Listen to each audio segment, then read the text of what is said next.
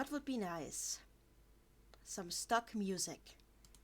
Let's get some stock music while I wait here. I shall be waiting. Why stock music? Because I don't want.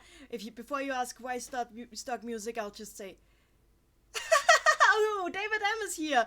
Actually, I was waiting for you. I didn't want to start without you. Okay, then I guess I'm just loading up the emulator. Maxi Metal in the chat. Hello, nice to see you. So, wow, we already have like 5 people here. This is so cool. Okay, the reason I'm just showing the screen right now and not actually playing yet is because before we start this game, I need to make sure that we're all on the same page.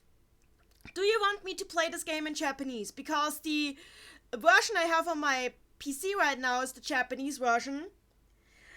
And I technically have the English ROM, the English ISO, but I would have to load it, like search it out from like an ancient hard drive, and it would take a while. And honestly, I would rather play it in Japanese because of the voice acting, even though the English version is pretty good. So, like, what do you want me to go for? Would you be fine with me playing the Japanese version like I did with Tales of Symphonia? I'll let you discuss this as I try to open the emulator, because I'm opening the emulator for now. Also remember, this is a Wii game.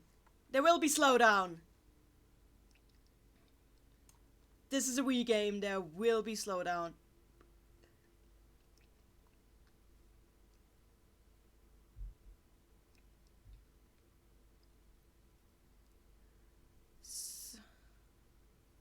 Ian Bar wants to play it in Japanese. That's promising, because again, I have the Japanese on the ready. Maxi Metal is fine with Japanese. I'm going to be translating just as I did with Tales of Symphonia, so that should not be the issue. Good, we have 2 votes for Japanese already.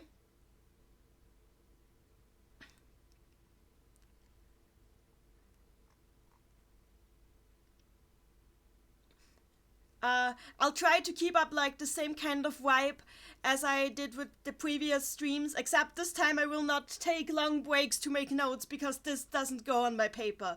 This is just like a little X course that I'm taking because I love this game, even though most people don't love this game. And I just want to do this as an addendum, because so many things from this game came up during the last stream that I was like, yeah, we need to do this.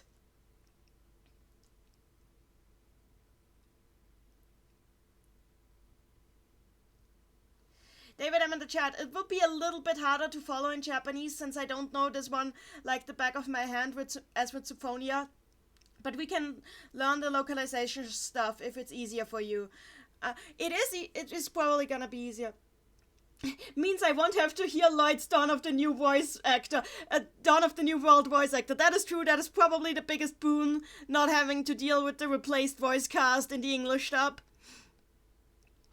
Honestly, let's start with this, and if it turns out to be like too much of a nuisance to people, I'll change to the undub version. I'll have to download it. I think the biggest problems would be the skits, because like, okay, I'll just say it.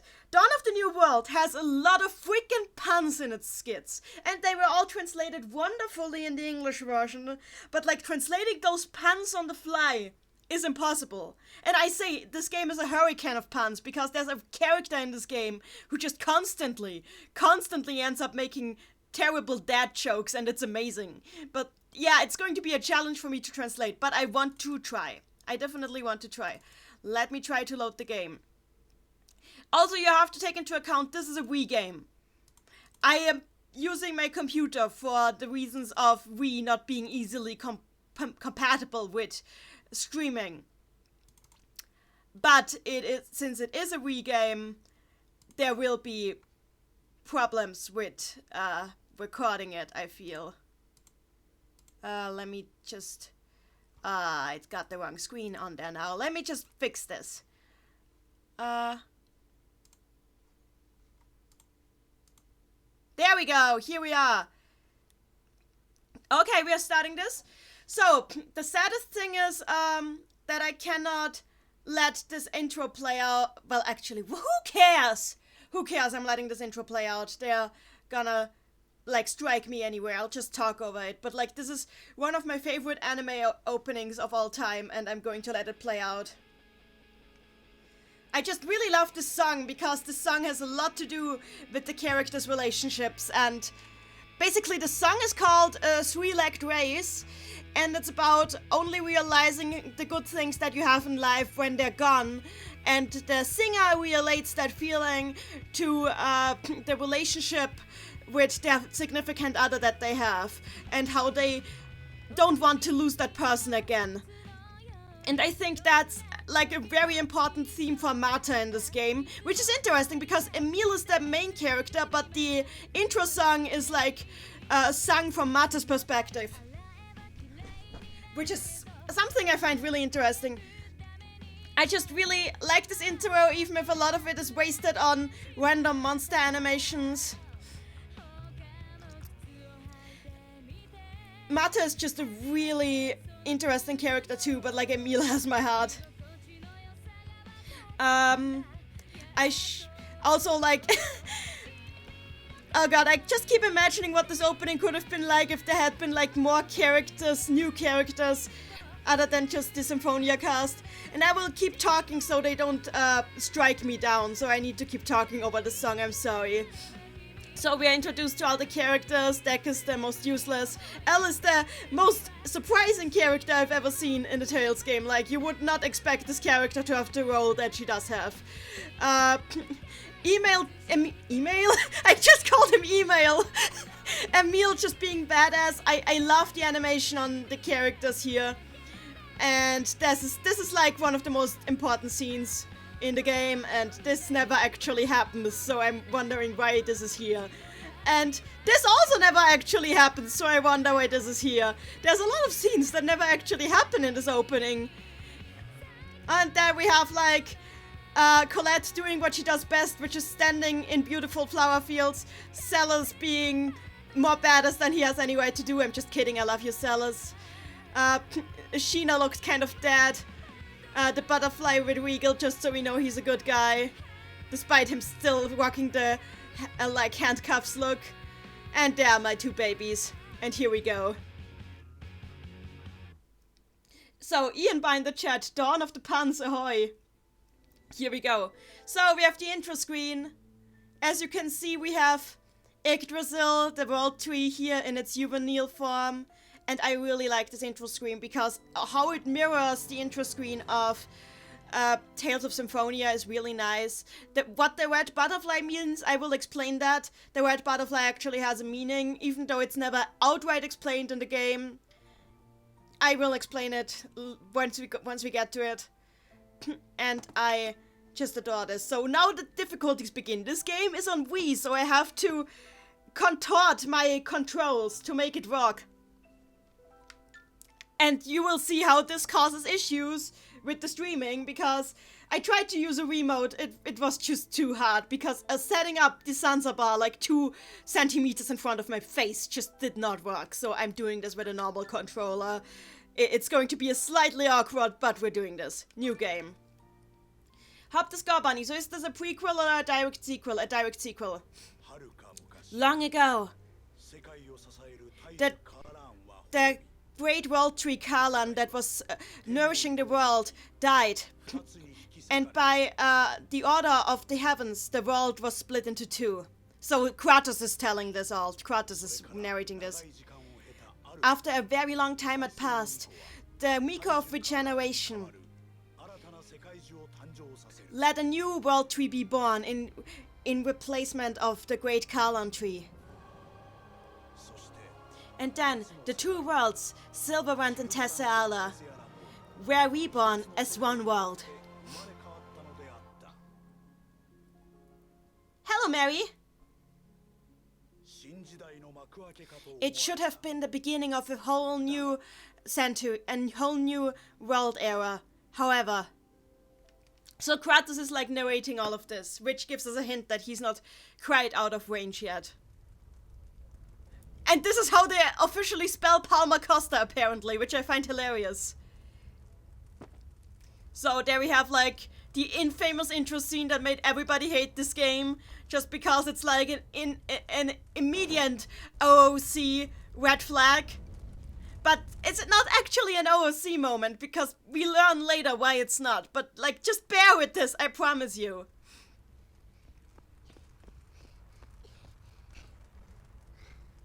So here we have Martha holding a red jewel with the sign of what might be a red butterfly inside, which I will explain later.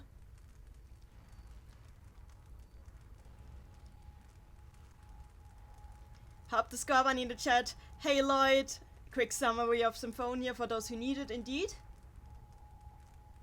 Lee said is the red butterfly is here for the aesthetic. That's really what you think?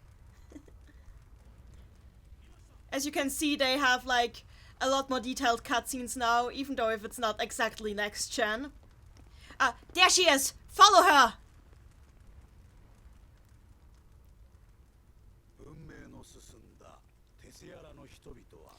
The people of Tessala, whose culture was a lot more advanced than those of Silverland, were viewing them as barbarians. The people of Silverland began to hate the Miko of Regeneration who had given rise to this world, and also began to hate the Church of Martel who had supported her. Oh god, we're again having the issues with like the fog effect. So Kratos is now explaining that the world itself seemed to be crying out as well. The desert was covered in snow. The lakes were drying out. The eternal ice was starting to melt. The forests were beginning to burn away.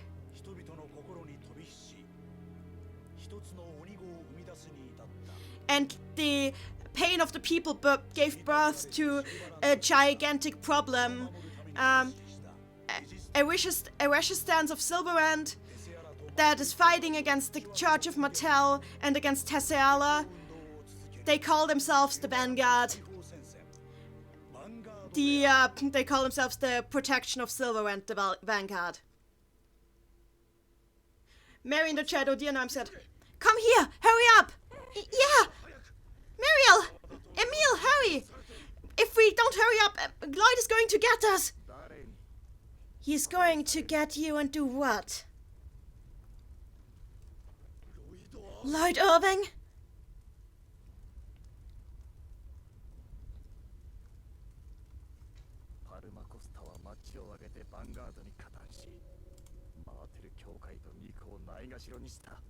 So he's saying that the Vanguard, that Palma Costa has collaborated with the Vanguard and like rebelled against the Church of Martel and the Miko. And now we hear a boy yelling, "Mom! Emil, you run away! Run away and survive!" Yeah, and like basically Lloyd said the punishment for rebellion is death. Mary is having the big moment. Yeah, this is the infamous scene.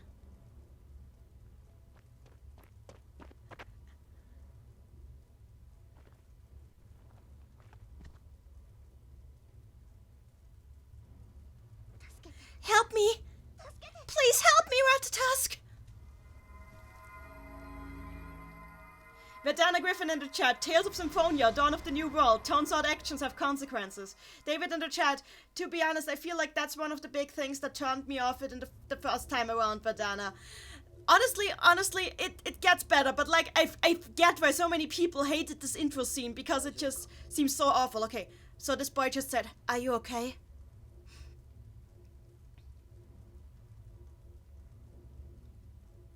So look at his eyes. This is important. Look at his eyes here.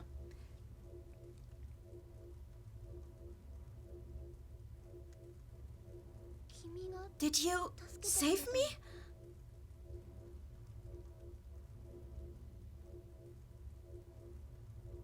Hop the Score Bunny, girl with materia. I mean, that's kind of what it is, honestly. That's Tenebrai's voice.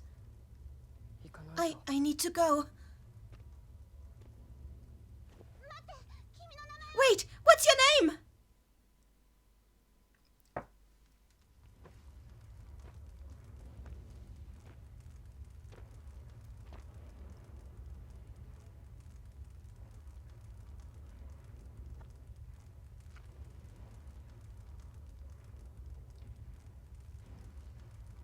Emil? You came back. Oh dear. I can't even see your face anymore. I won't survive anymore. But you need to live. Before Lloyd kills you, please run away. Go to your Aunt Flora in Lewin. Hurry. Oh, David accidentally posted a spoiler. But the spoiler wasn't correct, I'll say that much. At least not as correct as you think. Mother. Mom! Kasuna is here, hello! So this chapter is chapter 1. The Voice of a Faraway World Echoes is this chapter's name.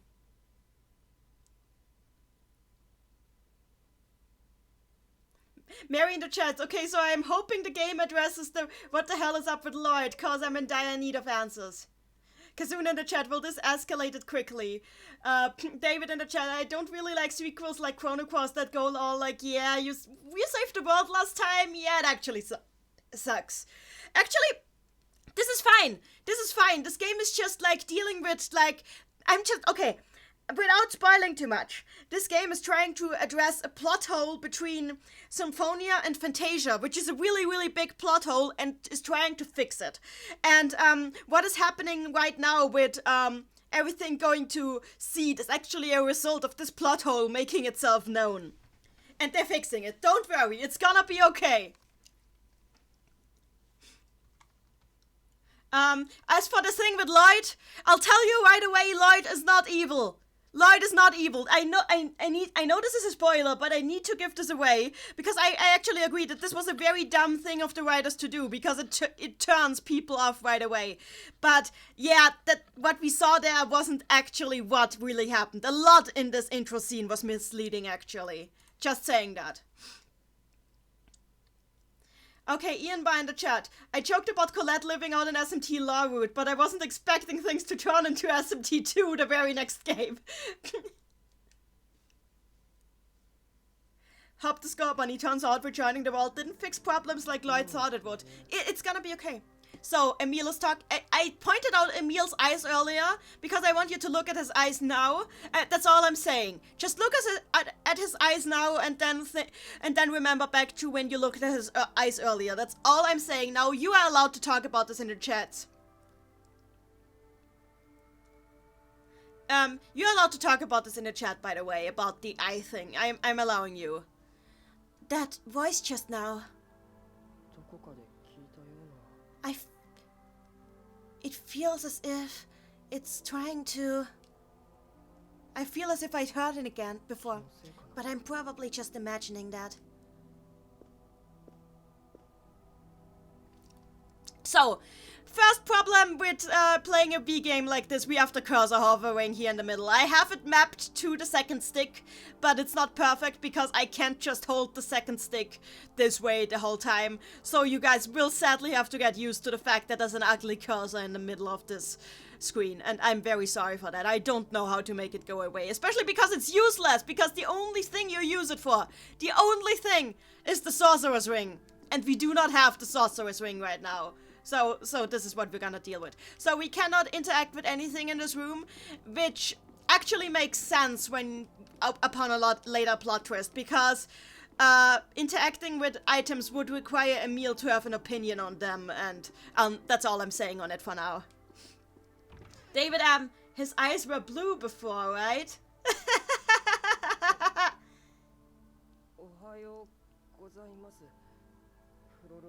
So Emil is talking. Hello. Good morning, Aunt Flora.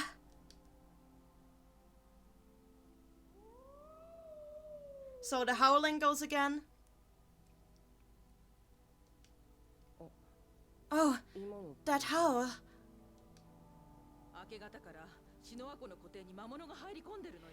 Ever since the sun has risen, the lake bed of Lake Sanoa is full with monsters.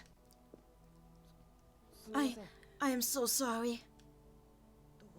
Why are you apologizing? Well...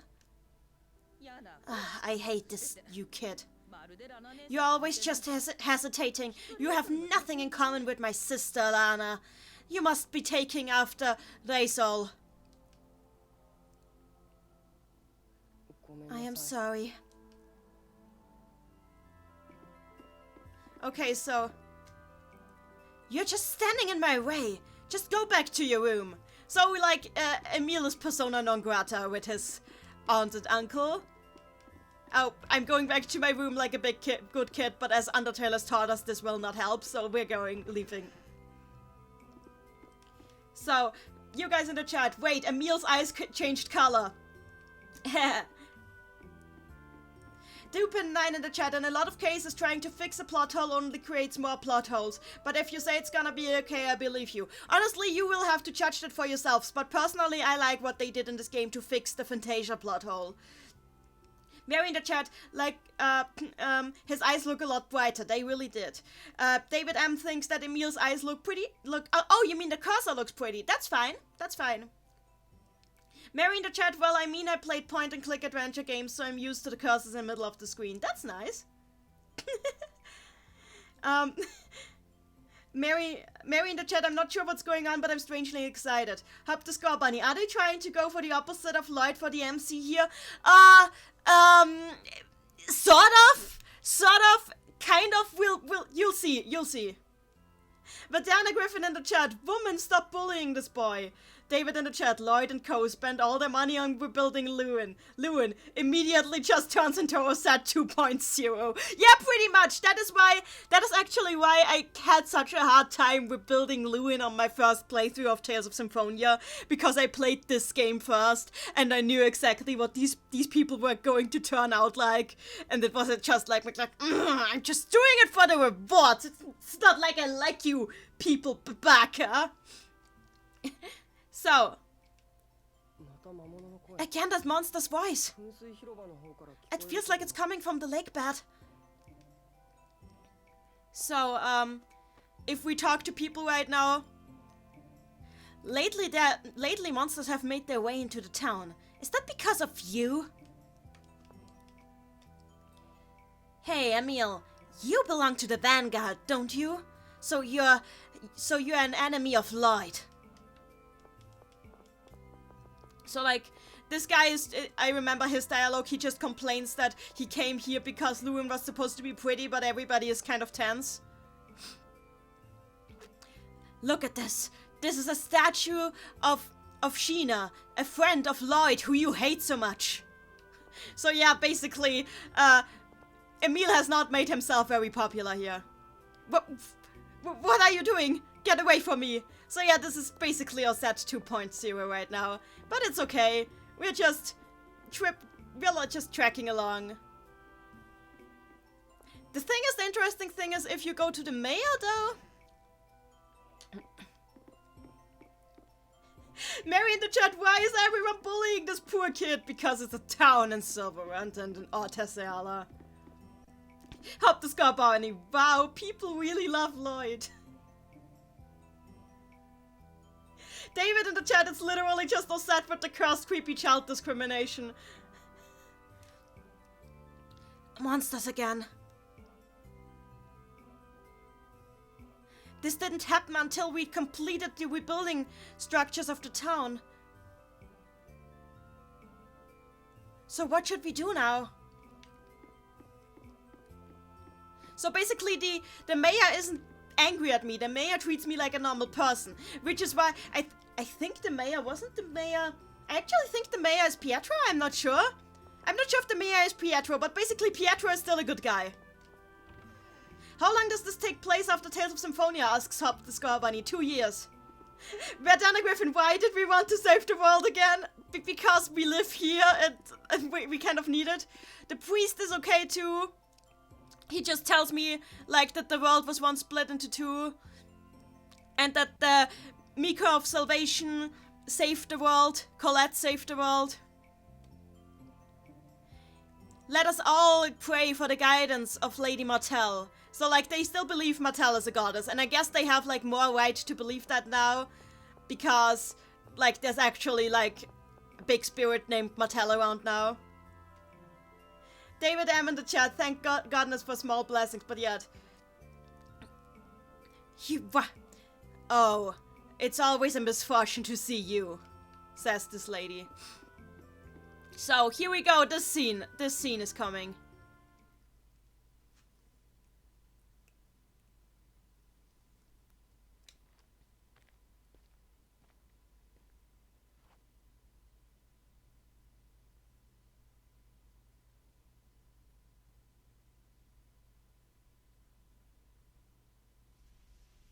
Lloyd.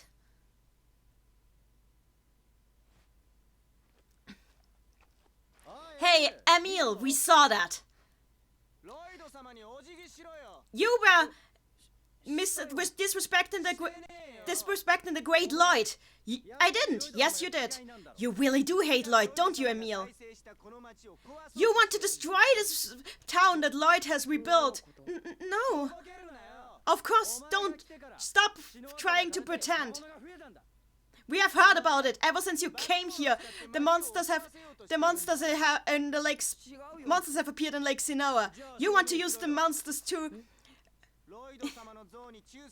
So, basically they're accusing Emil of trying to use the monsters in Lake Sinoa to destroy the town. And Emil is trying to defend himself, and now they're saying, well, if that's true, then swear your loyalty to the Great Lloyd. Swear it! And now I can decide whether I want to swear or don't swear. And I'm playing in character, so I don't swear my loyalty to the Great Lloyd, because Emil wouldn't do that, because he thinks Lloyd is a murderer.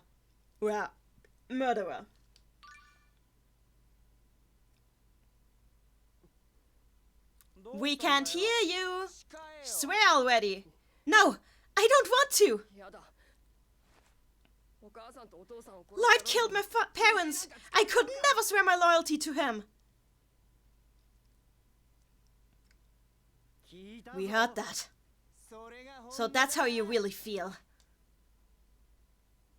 No, that's wrong. I didn't mean it. Shut up, you monster. Just go down.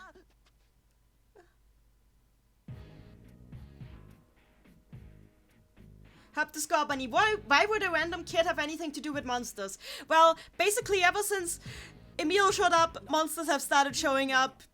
And also he's been talking badly about Lloyd ever since he's come, so that doesn't help. So this guy just told them to leave, to scram, just scram. And Emil's like, I'm... Look at his face, look at his face. You are... Yes? He scares me. It's nothing. But you should really stand up better for yourself. David, I'm in the chat. I must say I do like the models and cinematography in this one. Yeah, I do like it. They made a lot out of it. I was so scared I didn't even thank him. Maybe that's the reason why I don't have any friends, huh? I wish I had friends. But who would want to be friends with me? It's nothing. But you should really learn to stand up better for yourself. Standing up for myself. Yes, he's right. Yes, I should really tell him that I should really tell him thank you. So just notice, like, the way Emil speaks. Like, he's very flat affected. He's very rarely showing emotion at this point. Which is probably why the people say he's creepy. Right now, this little kid is calling him a calamity god, which is just, like, a way of calling somebody persona non grata. I will not hold myself too much with the NPCs, because they all pretty much say the same thing here.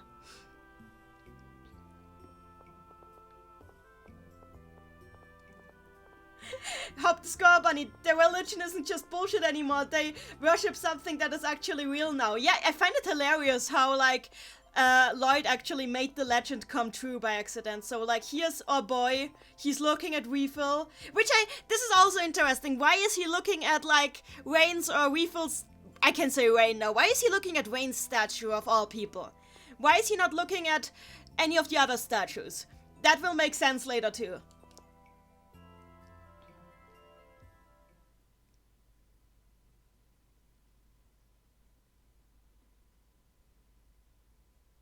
What do you want? He really is scary. If you don't have anything to talk about, then I want to ask you something. Yes. You said your name was Emil. I heard your name was Emil. Have you seen a girl with a red jewel on her forehead? No. Why are you so scared? Well...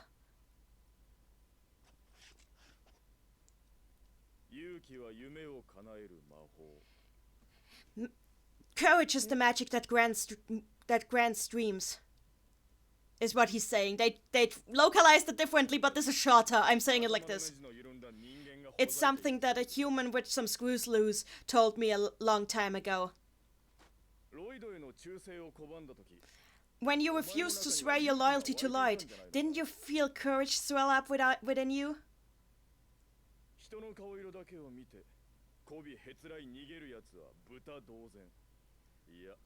So.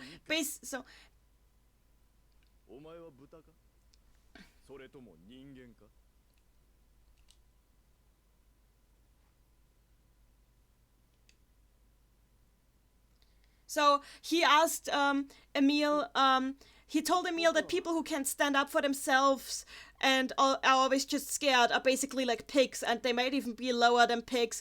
So is he a person, a human, or is he a human, or is he a pig? And like Emil is just standing there and is like, I, and he says to him, try to at least act like a human, Emil. Like, at least act like a human, like...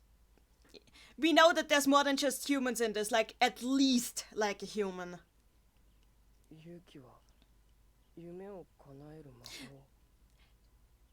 Courage is the magic that grants dreams.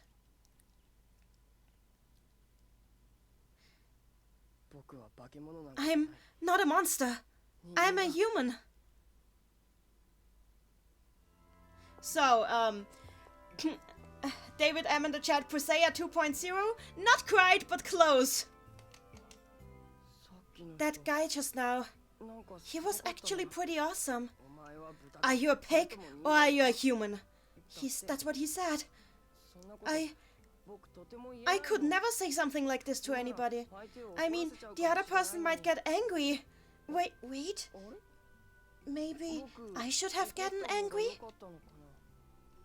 I find it's interesting how Emil tries to, like, justify his own actions to himself. Like, goddammit, spoilers! But, like, I've played this game enough times to, like, see details here. Hop the Scar Bunny, do they have statues of all the Tales of Symphonia party members here? I think, yeah, they should have all the statues. Mary in the chat, God, I want to give Emil a hug. Hop the Scar Bunny. So it's canon that Lloyd builds this town towards basically 100% completion. Basically, like, all the side quests are canon, and the Sellers route.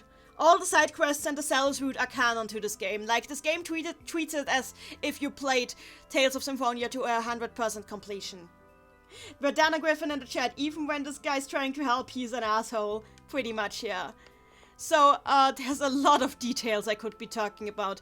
I will be ignoring the NPCs for now. So, we're hearing the howl again.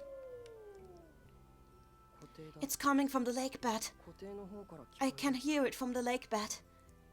What should I do? I'm very... It's just getting to me. But if I want to go to the lake bed, I need to leave the town. If I just go out on myself, Aunt Flora will get really, really angry.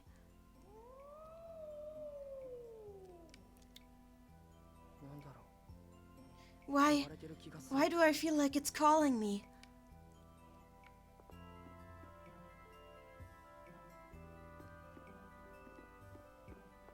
Let's see if we have any more skits. Yeah, the voice that I can't ignore.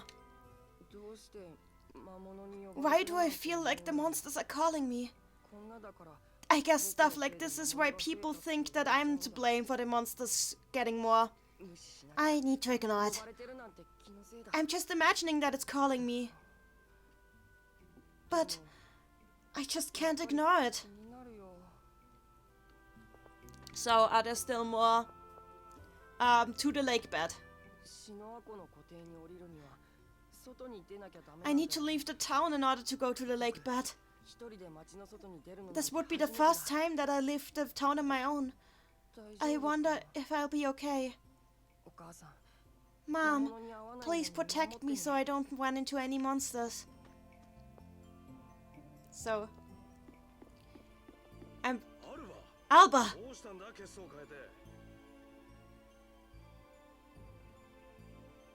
Kesso. So, like, there we have the guard here. This is Alba, Emil's uncle. Sorry that we have... So, Kesso. I just want to make sure that I'm translating this right. Which is weird, because I actually know most of the dialogue in this game by heart. And again, the translation tool is... shut! Let me use my different translation tool.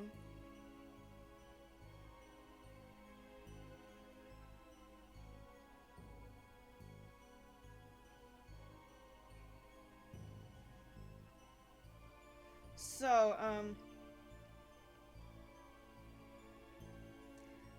sorry, I just really want to know what this word means. I'm like Emil right now. I cannot ignore it.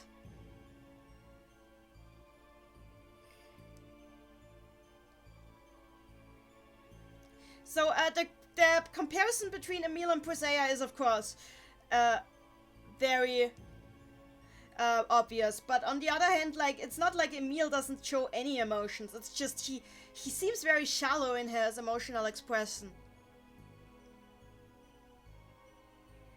Oh. So, let's continue this. Hop the score, Bunny. Why do I feel like monsters are calling me? Foreshadowing?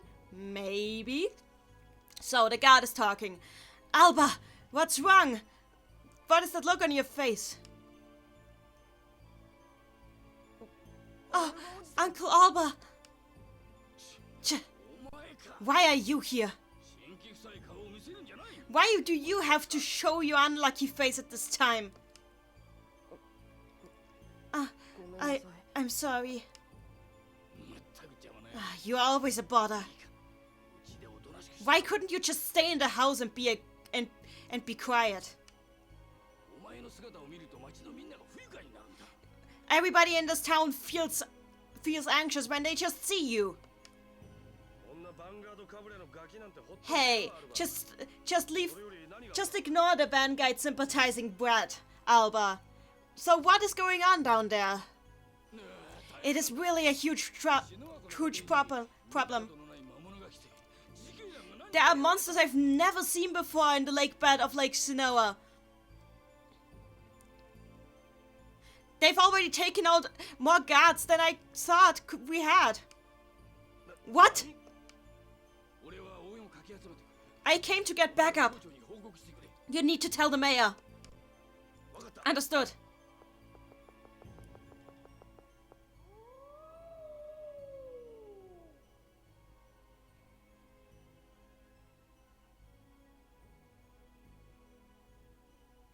Vent is the key. I wish I could watch this live, but I'm working. The English version of this is what inspired me to become a voice actor. Oh, that's really cool. Have fun, Neni. Thank you very much. See you later.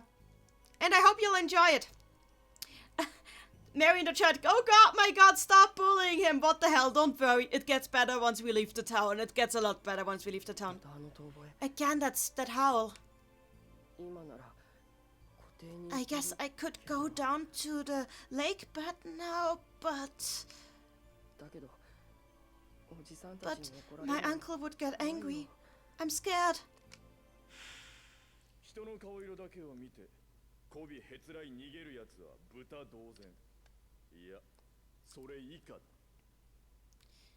People who get scared and flinch away, even just when they face another people's looks and run away, they are just the same as pigs. No, they might be even lower. Yeah, I need to go. I'm human. Let's go. Go to the field. So the first loss in this game that we have to mourn is we no longer have the free roaming world map. We get the world map screen music from the Tales of Fantasia. The first one, the least used one from that game. It's a very nice track that I actually like a lot. But we also no longer have free roaming. We just select our destination. Which on the one hand means no more endlessly drifting werebirds. But on the other hand, it also means no more exploring the world map. And that's sad. But yeah, let's go to Lake Sinoa Lake Bed. Which is, for some reason on the world map and not just like a subcategory of Lewin.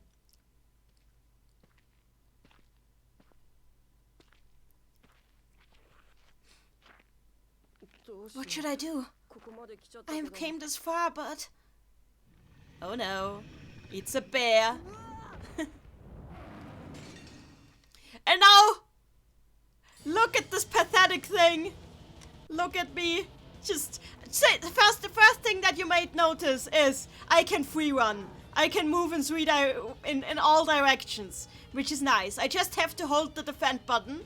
The downside of overusing this is like if I get a hit in, like if I am hit while I do this, it will be a critical hit. On the other hand, if I hit the enemy while I do this, give them a critical hit. Ouch. Okay, that was not what I was meaning to do. Yeah, Emil is very useless at this point.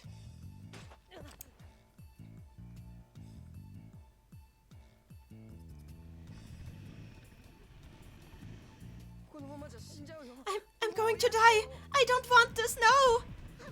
Watch out! And this badass Martha comes in and saves him.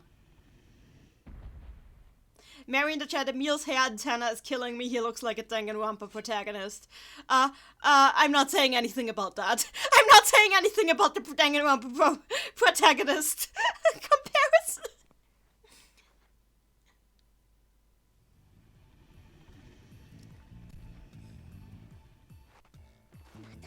They're coming again. Are you going to run away or are you going to fight? If you're a man, just speak up.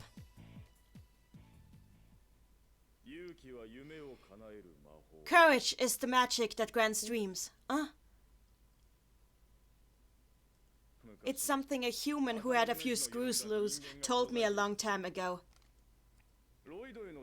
So yeah, you're noticing Emil has a lot of flashbacks at this point of the game, and I know it gets annoying, but there's a point to it. I swear there's a point to it. There's a reason he has that many flashbacks. I will fight. Well then I'll leave the front lines to you.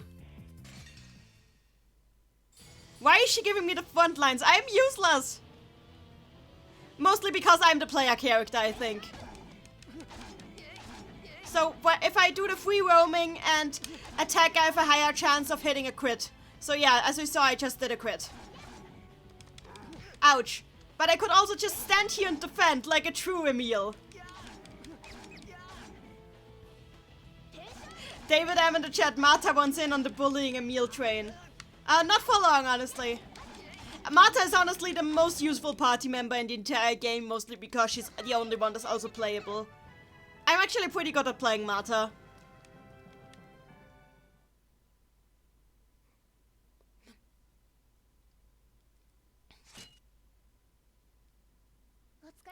Good work. Anyway, it's pretty dangerous here, so you should really run away.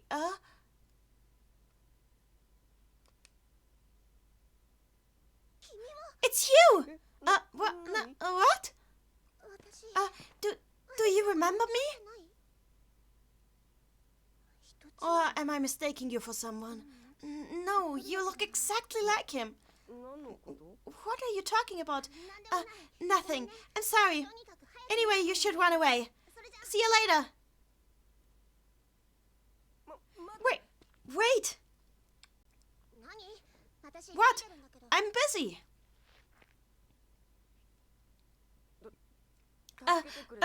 Thank you for saving me. I'm Emil. And, I'm Mata. Is that all? It's dangerous here. You should run away too.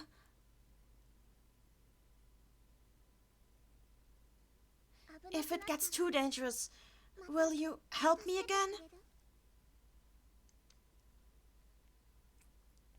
What?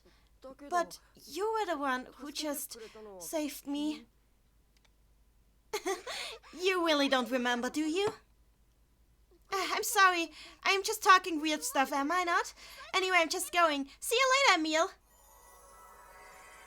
Cutscene.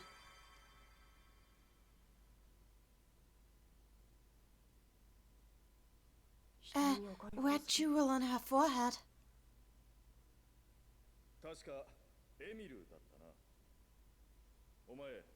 So yeah, another flashback.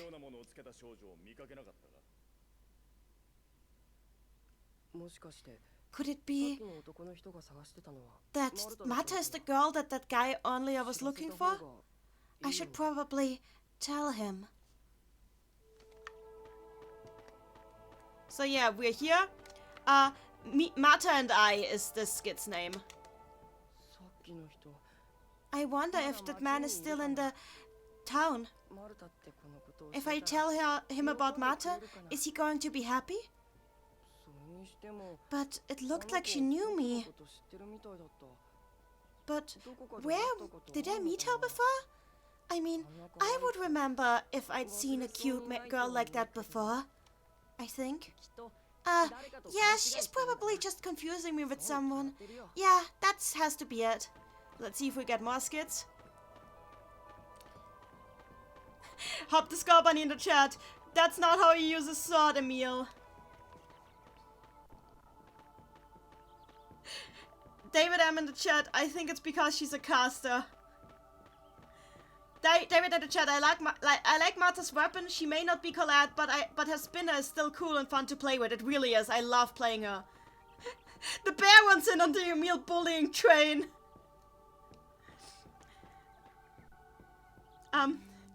As long as he isn't as solo as Makoto. Oh, burn to Makoto Naegi. Mary in the chat, Emil waves his sword in such a panicky way. I'm not sure if it's just the animation being awkward or if that's intentional. It's very intentional. At this point of the game, he's very useless. So we're going back. So Mata's eyes are blue. They are, yes. Cop the Skull Buddy. He was using it as a club when you can't use a sword as a club. You can't. When I first played this, I was pretty sure. I was actually sure he was using a kitchen knife. That's how confused I was by his way of using the sword.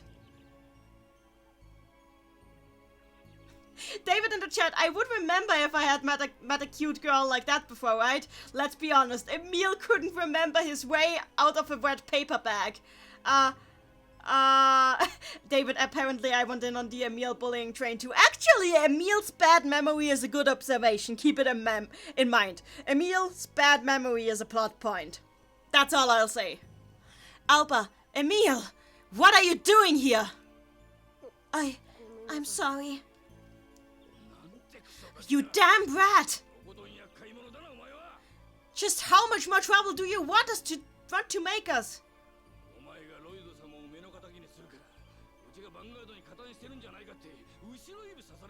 Because of you talking badly about Lloyd, everybody is wondering if my family is in cahoots with the Vanguard. Just go home already. I'll give it to you once I get back. So I need Skid. I don't want to go home is this Skid's name. What should I do? My uncle seemed really, really angry. Is he going to hit me again? No, please no. I'm so scared. I really should have ignored that monster's howl. If Lloyd had never attacked Palma Costa, I wouldn't have to feel like this. So yeah, Alba is terrible. That's what we have just established. But then again, like hitting kids being an acceptable parenting tactic was a thing in Symphonia too, so...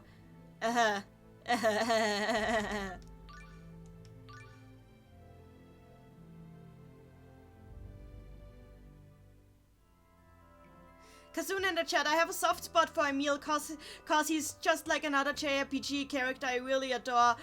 Vane from Mana Khemia.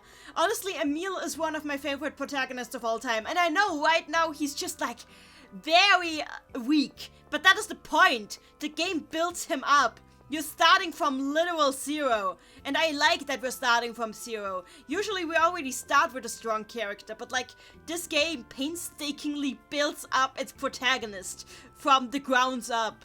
And I adore this. I don't want to go home, so let's not go home. Actually, if we try to go home now, see what happens. Like, Emil has some sort of agency. He doesn't have a lot of agency, but like... By the way, this in sighing has always bothered me, because I know it's supposed to say in, but I read it as That's how I read it, and it really annoys me. Maybe it's just like the game commenting on the people living in this house. Eee! Oh, I can go home. Okay, I can go home. But let's not. Okay, Miss, I was wrong. I was wrong. He has no agency. Poor Emil.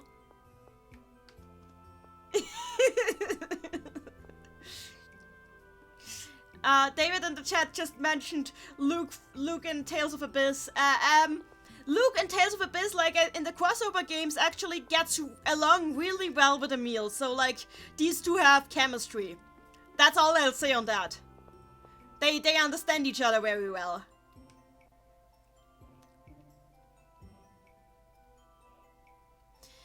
Lloyd is the hero of this town. People who hate him like you should just leave already. I'm looking for Mr. Richter. Mary in the chat, "Ee" is exactly the sound I make when these people open their mouths at this point. Now that's just sad. By the way, I am not recording this because my poor hard drive would just die if I recorded any more footage at this point. So I really hope nobody is taking down the stream, because this the YouTube video is my only copy of the stream. Oh yeah, he's at the mayor's. I forgot about that. So up we go.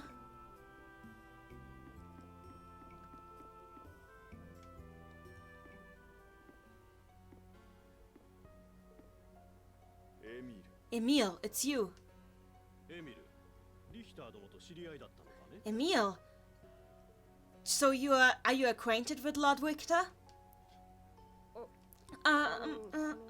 Well... I asked him about Marta's whereabouts earlier. I see. Richter? What is it? Well... that you were asking about somebody with a red jewel on their forehead. Have you seen Marta? Where did she go? I love this, and I'm just going to read out comments now while Richter does this, because I need a gif of Richter doing this. While I read out your comments, I'm going to just let this play out, so we can give it. Mary in the chat, I mean, seriously, I like Lloyd as much as the next guy, but these guys are being too damn weird about it. I mean, their entire town was rebuilt. Isana is here. Hello, Isana! David in the chat, clearly the residents of Lewin are actually a meta-commentary on how this game would be received by fans of the original. I mean, you're not wrong.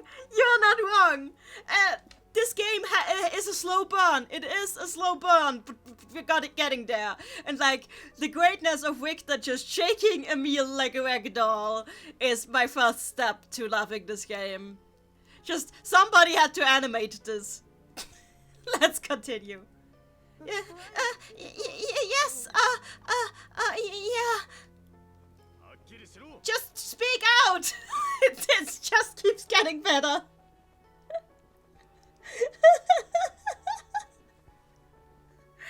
It keeps better. It keeps getting better. David in the chat, never pressing A so Richter shakes Emil forever. As the long-awaited sequel to never pressing A so Mythos kicks you around forever. Alternative, Richter and the happy mask salesman would get along. I mean, those are two very true comments that I want to frame. You're very right. Ian Barr, he's giving Emil shaken baby syndrome. It's the greatest form of interrogation.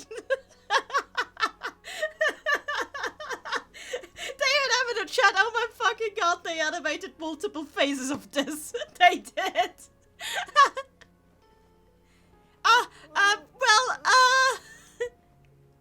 Emil, calm down and explain it. How is he supposed to calm down if he's being put through a freaking clothes dryer?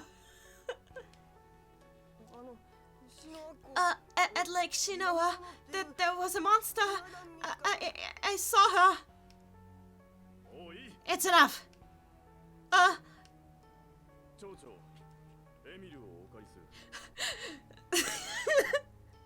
Mayor, I will be borrowing Emil. He is now borrowing Emil. Like the mayor can just lend out a license on Emil. Richter now has the exclusive right to Emil. Emil, could you lead me to the place where you met Mata? So David in the chat, Emil has to calm down. Mary in the chat, why are you telling Emil to calm down, Chief? I'm telling you guys, this game is amazing. Yes.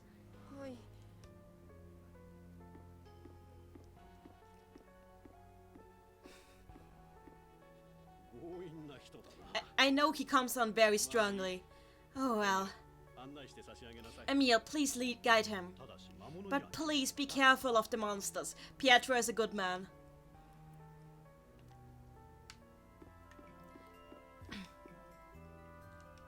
He just says the same thing again. David have in the chat, Emil gained the title of luggage. Well, right now Emil has only one title. Actually, I can't show it because the title shows his image, which is a spoiler. Kazuna in the chat, this is where the budget for an open world map went, animating violent shaking. A worthy sacrifice. David in the chat says, Mary in the chat, I'm grinning so much my face is starting to hurt. Mary in the chat, coming on very strongly, surely is one way to put it. David in the chat, Richter just tucks a wheel under his arm and kidnaps the boy. I love this. Emil, I'm sorry. I made you wait. Stop over-apologizing. I mean, you can't keep doing it if you want to be a pig. I'm sorry. I'm sorry. Please stop apologizing. And I'm sorry that I got so angry earlier. Lord Richter. I mean, just Richter. What are you just fidgeting about? Just lead me to the place you met Marta already.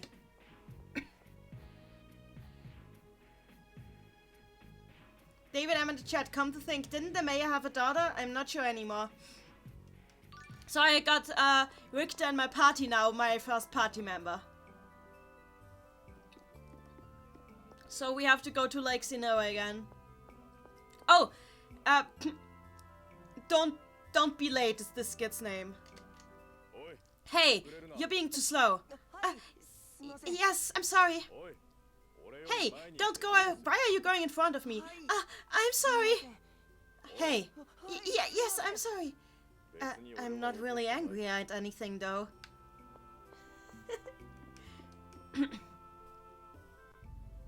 By the way, if you want to see this game's skits in English, there's a wonderful video. There's two wonderful videos on YouTube. That's just like, you just enter Tales of Symphonia Dawn of the New World skits, and you have like all of the skits from the entire game in chronological order. So if you want to see like the skits translated better than I do, with the glorious voice actor performance of Johnny Young Bosch, you can do that at any time. It's very easy to find. So the skits in this game are really great. I love them a lot. But if you look at the skits, you will have to deal with the replacement voice actors of the Tales of Symphonia characters, which some of you might not be for the weak of heart among you. Oh, there's a treasure chest. Life bottle.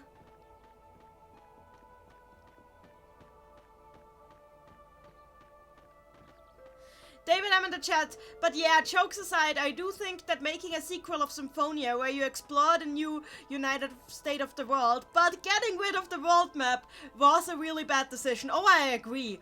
Like, not actually being able able to feel how the geography changed takes a lot away from the experience. I agree with that.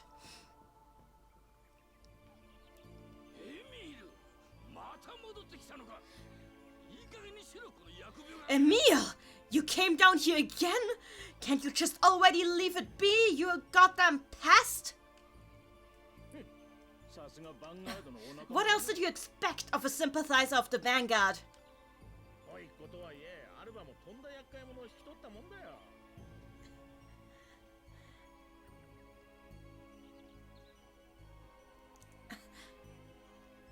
Seriously, even if you are Alba's nephew, I don't understand why he would ever have taken such a troublesome kid like you in.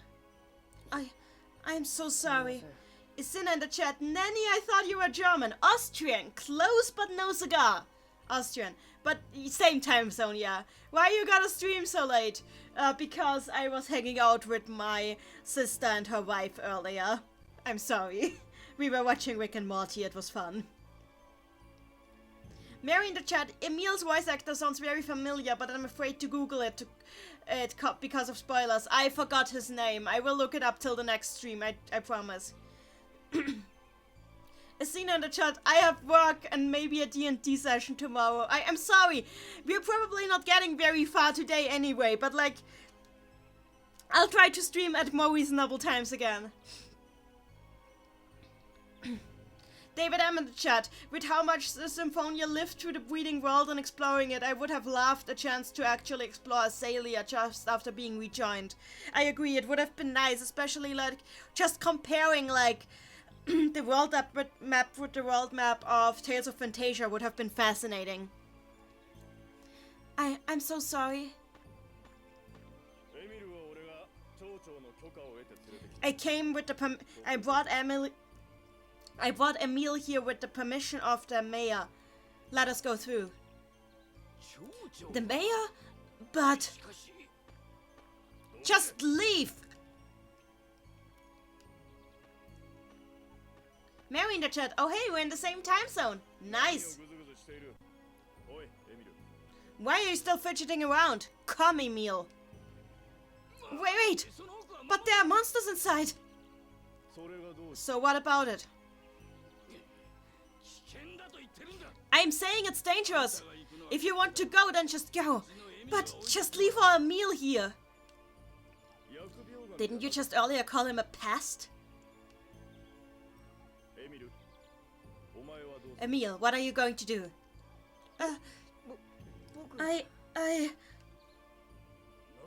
Stay here, Emil.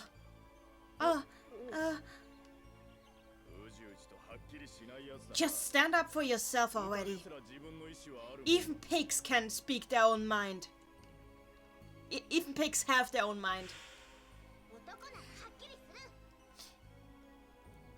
If you're a man, then say something. What's wrong with that man? Well, let's go back, Emil.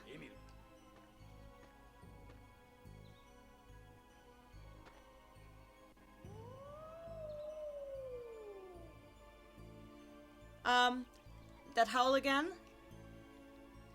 Emil's reaction to it is also interesting.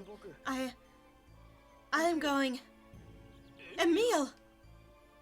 I'm going!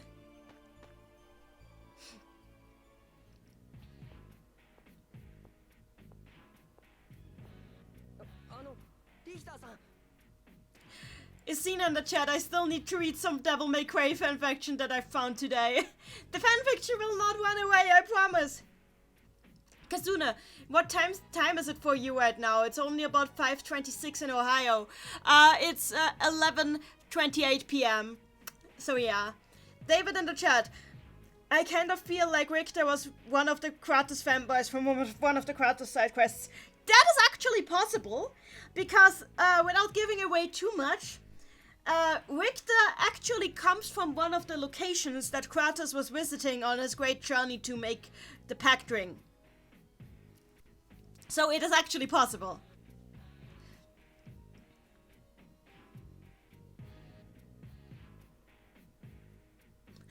David in the chat, okay, but like seriously, Emil, stand up against Richter instead of against the guards this time. There are monsters. You will die.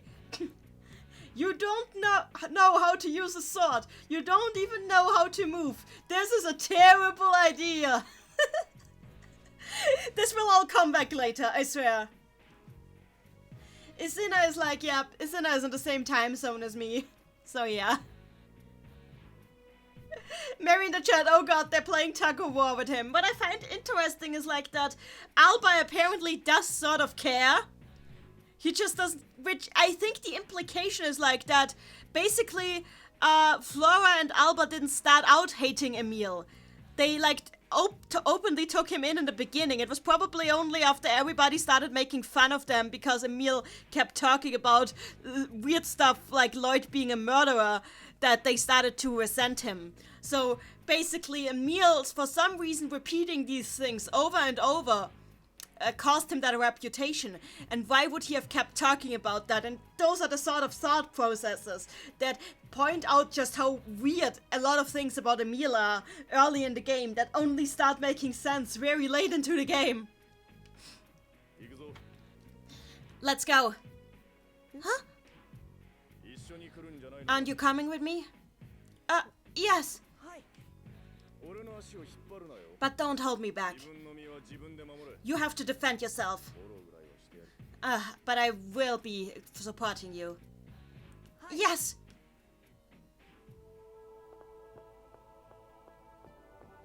Kazuna in the chat here, Kratos and Richter are part of the same archetype. Yeah, that is very much true.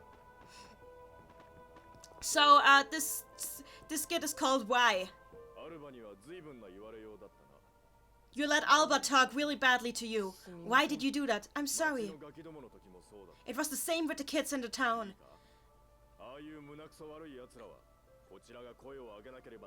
You know that bullies like that will always keep going if you don't stand up for yourself. Nothing will change if you just stay silent. I'm sorry. And what did we say about over-apologizing? Yes. It's not that I want to be angry with you. You're free.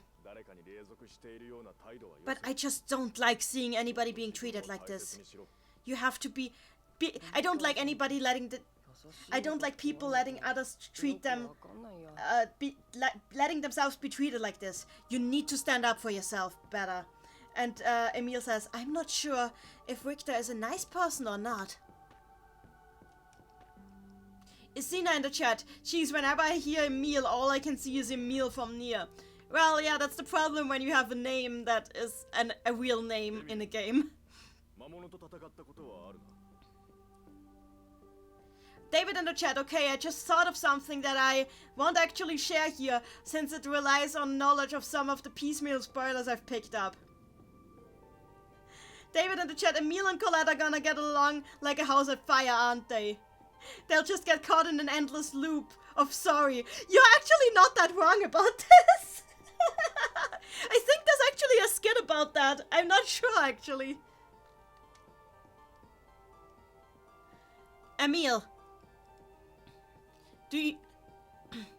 Have you ever fought against monsters?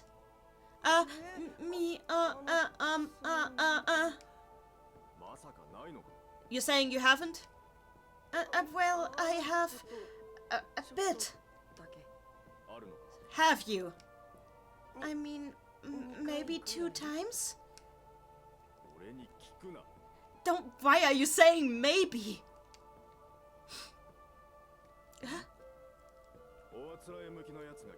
Looks like we can use the one that just came by. That's a monster! So, I'll show my dank Dawn of the New World skills now. Richter, what should I do? Be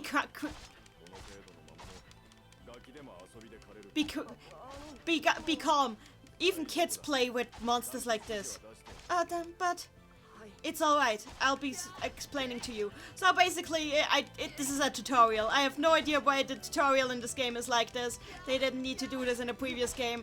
But yeah, the HP don't go down until the tutorial has passed. So right now I'm just smacking it with my knife. My glorified kitchen knife. By the way, we never get an explanation for where Emil got that sword. The most common fan theory is that he just put it up and picked it up at the bottom of Lake Sanoa because he had to.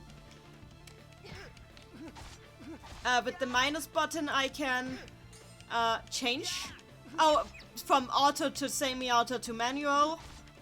With the set button I can free it. Oh, I can ask yeah.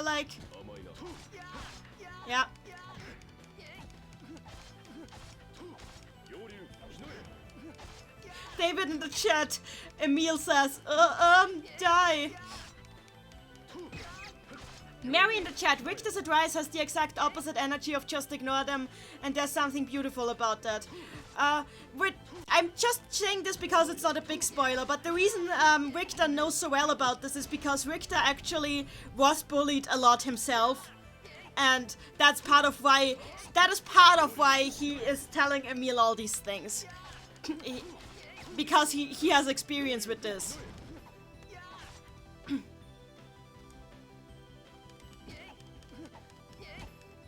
Isina in the chat. I would be proud of my kid if they defended themselves. That is a valid opinion to have. Oh yeah, I should guard a couple. This is how I guard.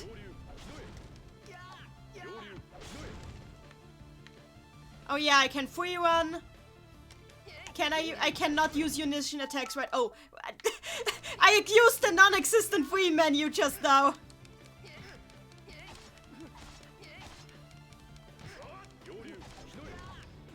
By the way, what do you notice about Richter? There are no X-spheres involved here, so what do you notice about Richter, knowing what we know about Tales of Symphonia and its world?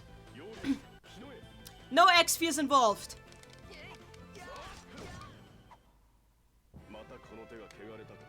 I had to dirty my hands again, he says.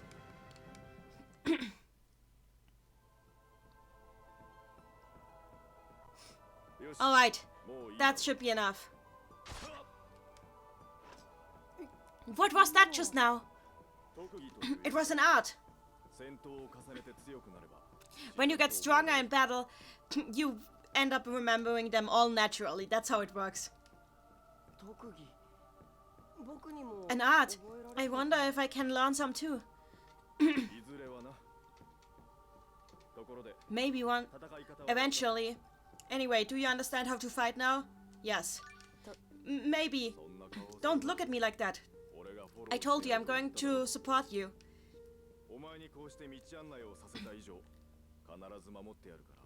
Don't worry. As long as you guide me, I will be protecting you. So don't be anxious. Yes! So, let's move on. Honestly, it would be so interesting to hear what David noticed, but yeah, we have people who aren't spoiled at all in here, so I don't know, maybe write me an email. Actually, I'll give David my David, are you on my server? Just asking. I don't know if you joined my server. If you did not join my server, if you're on my server, just write me on Discord what you're thinking, because I'm really interested. If not, I'm going to give you my email address. Hey. What is it?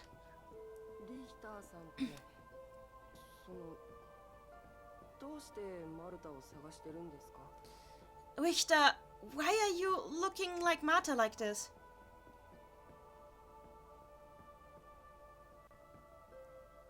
David, yeah, please DM me in Discord. David in the chat. Wait, how is Emil guiding him? Emil hasn't seen this cave before. Two things. Emil only saw Marta run into the cave. He didn't tell Richter the details. And secondly, Richter probably has another reason why he wants to have Emil close for now. Oh, you're Adept Arcanist. That's pretty cool. Nice. Is in the chat. Can we start to kick the bully in the dick movement? I'm all for that. Mary in the chat. Richter looks cheeringly like Kratos. That's the only thing I'm talking about that I can think of. Well, Richter was using magic just now. He used magic. No X-Spheres are involved. This is all I'll be saying. Do you need to know? So he asked him, like, why Richter wants to see Marta. And Richter, will you die if I don't tell you? I mean, it's not that important. I am not going to humor your simple curiosity. I'm sorry. I told you to not apologize.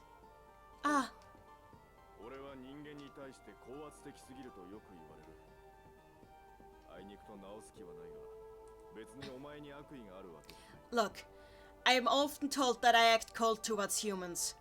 Colder than I need to. I'm not planning to change my behavior, but I really don't mean you any ill will. Thank you. You really don't need to thank me for that. Then I'm sorry. Richter, just like, goddammit. Emil, wait!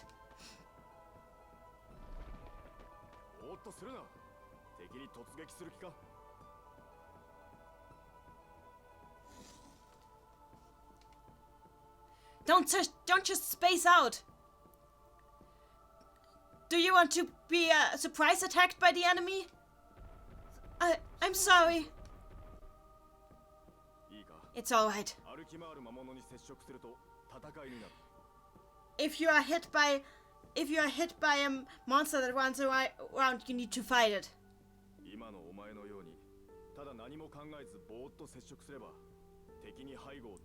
If you get caught by surprise, like you were about to be caught because you were spacing out, you end up being at a disadvantage towards the enemy. This is just a tutorial.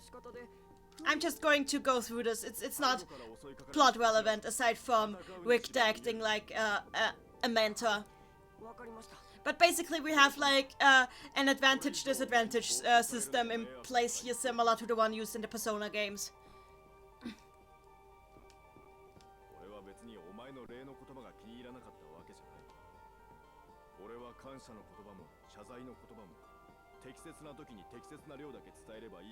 Okay, Richter says, it is not that I don't value your...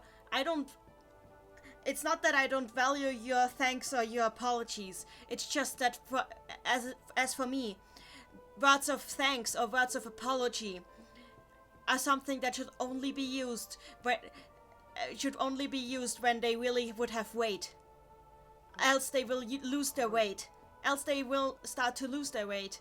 This is actually something about this game that really influenced me, because personally I do have a tendency to over-apologize as well. But like, it's like what Richter says in this scene was like what kind of made me consider, yeah, I should probably stop over-apologizing. So yeah, the game has actually helped me try to improve myself. I'm not perfectly better yet, but I'm getting there. Emil is like, yeah.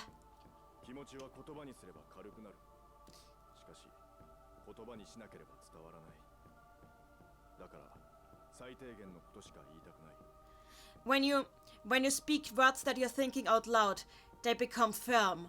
However, they become firm, you become tied to them. However, if you don't say anything, you can't communicate. That's why I have resolved to only say the most necessary things. Good night, Asina. See you later.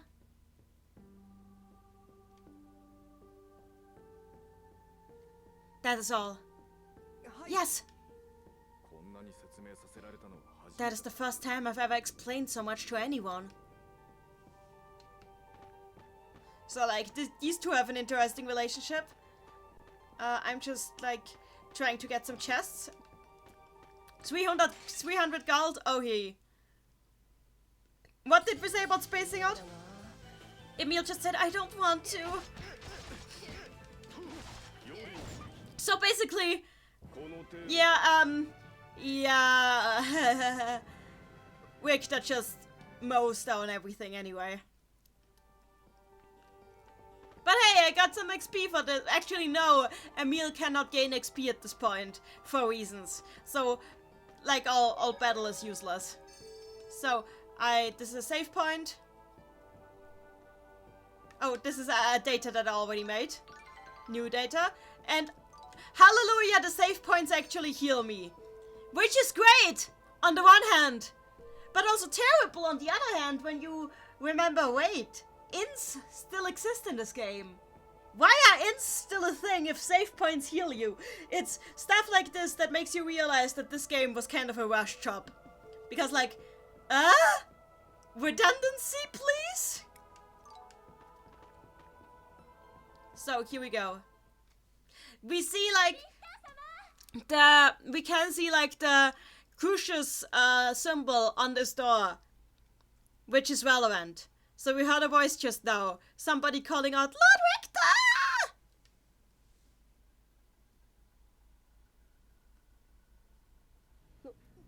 Richter! What was that just now? Just a howling monster. Ignore it. I can't ignore that. Then just wait here. Richter. There are monsters inside. Also, it might be I feel it might be a very powerful one. You should wait here. Until I come back. But I... You would just be in my way. Stay here. Yes.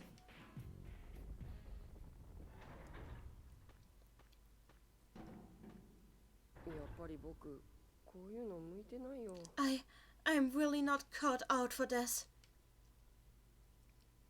Emil just staring at his hands. So the text box conveniently informs us that that scream was Marta. Wait, was that Marta?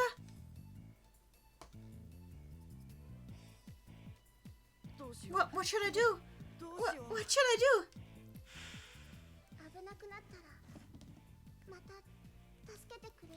If it gets too dangerous, will you help me again?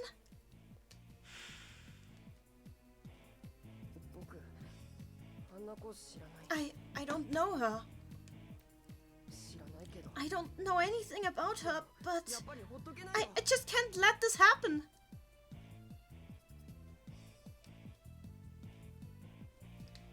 So, another save. So, we are dumb and rush into the door. Because we're a meal.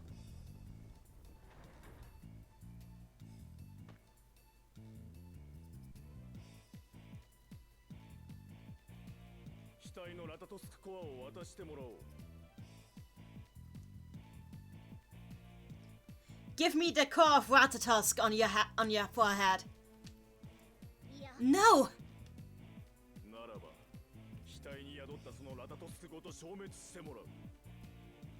Then I will destroy the core along with your forehead.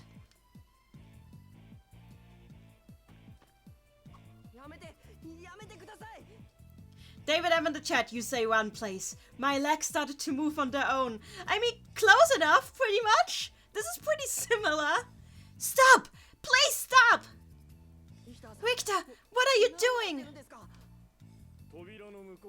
Didn't I tell you to wait in front of the door? Did you search Marta so you could do this to her? Yes. Why?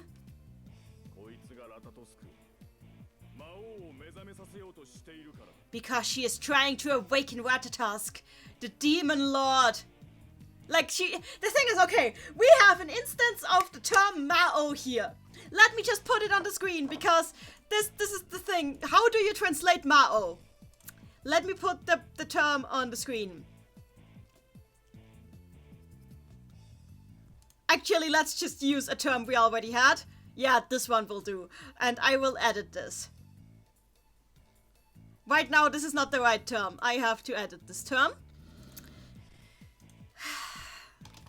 So we have a bit of a pun here that failed to be translated. I just need to, goddammit, get the right term. So, there's a pun here that failed to be translated. But here we go. This is the term. It's Ma'o. So, the first character here is Ma. Ma can stand for magic, but it can also stand for demons and monsters. So, like, it's the symbol that is both used for magic, but also, like, for demonic forces, for monsters, for everything along that sort. And, O is the kanji that stands for most sorts of royalty or kings. So, the most accurate translation would be either magic king or demon king. But it basically, a Mao in Japanese culture is usually just a very powerful magical force that is evil. And so basically what Ratatusk is, according to Richter is basically just saying Ratatusk is an evil magical force. But they translated it as Demon Lord, and I will go with Demon Lord because Demon Lord rolls off the tongue better than evil magical force. Evil magical person of mass destruction. The thing is, and I will explain this, there's a pun with it here, and the pun is coming next line, and I will say what it is. A demon lord? Why, Richter? Come on. Stuff like that only exists in fairy tales. Why would you... I know it sounds silly, but Demon Lord is really the best term I could come up with for him. Because when Ratatusk awakens, the world will be destroyed. You wrong! You're mistaken! Ratatusk is the king of all monsters! He is not a demon lord that will destroy the world. So yeah, but Mata thinks that Richter has misunderstood the legends. Because she says, like, Ratatusk is the king of monsters. And again, like, the term used for monsters in Tales of Symphonia is Mamono, which literally means magic beings. Or magic things. So, like, basically, she thinks that because if you put king and magic being together, you get magic king, which is Mao, which is also demon lord. She thinks that he's mistaken because she thinks everything that is like Mao is evil. But that's actually not why Richter came to this conclusion. So we have this pun here, which makes us like think that Richter might just have misunderstood something. Which didn't really come across in the localization, but how are you supposed to get that across? You can't just suddenly call monsters magic beings.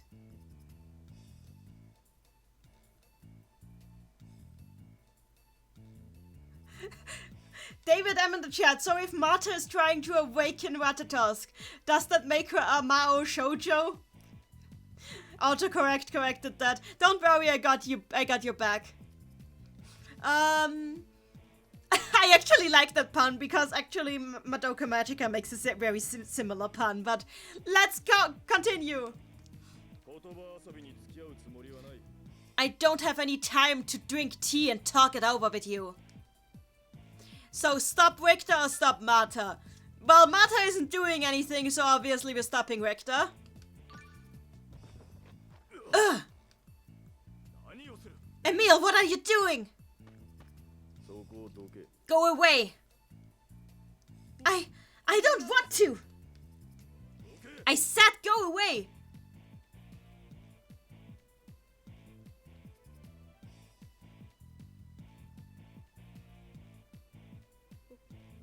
I'm human.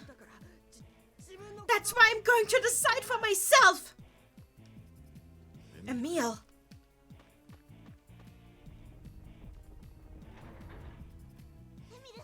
Emil, thank you.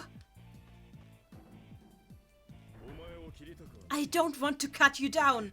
Step aside.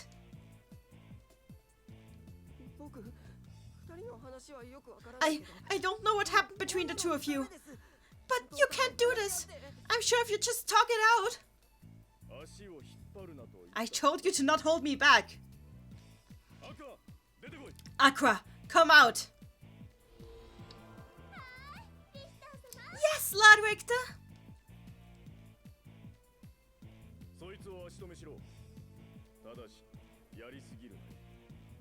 Hold him back.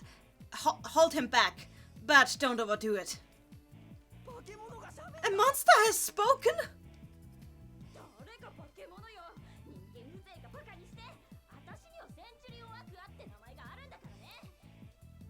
Who are you calling a monster? That's what I hate. That's what I hate about you foolish humans. My name is Aqua the Centurion. And don't you forget it. Well then, my cute little servant. Chase him around a little. Oh, that was pathetic, Emil. The mean David in the chat, and then Marta just leaves him high and dry with the guy who was about to smash her face in. Yeah, sometimes she's not the smartest. Richter in the chat. Not Richter in the chat. We have Richter in the chat, everyone. No. David in the chat. Richter. Damn it. Why did I teach this kid to stand up to people? Mary in the chat. Yeah, you don't have anybody but yourself to blame, Richter. I love you guys. That's why I always read out your comments. What is going on? If that monster is in my way, I can follow Richter. I can't save yet? Can I? Oh, I can save. Saving. So, and we're stepping forward. David, I'm in the chat. I mean, maybe she's sort of like a penguinist. She might be. So, and now comes the best okay, sorry. Emil is the best character in this game. Marta is the best character in this game. But here comes the third best character in this game.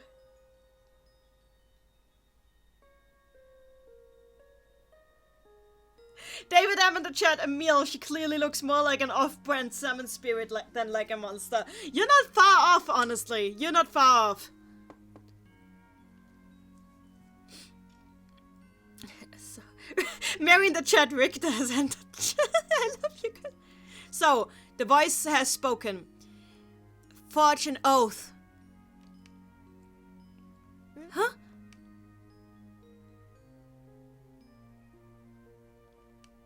Forge a pact, actually. Forge a pact. Another talking monster? I am not a monster. I am a centurion. I am the centurion Tenebrae. The centurion Tenebrae. The way you are now, you cannot defeat the monster on the other end of the star. Make a pact with me and become a knight of Ratatosk. So yeah. We have an off-brand Kyubey here. I mean, everybody to chat. Is it Tenebrae? Asks Blue Mage. Yes, it is Tenebrae. The entire chat may now start their Kyubey jokes. You have my permission to flood everything with Kyubey jokes. David in the chat, Colette is the best character in this game by transitive property, since she was the best character in the last game. Fair?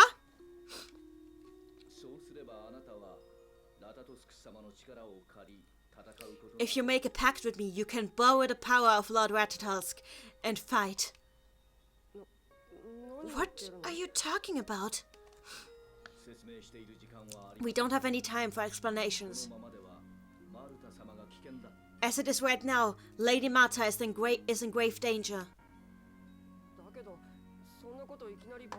I tell you to make Madoka Magica jokes, and you guys go make Persona jokes.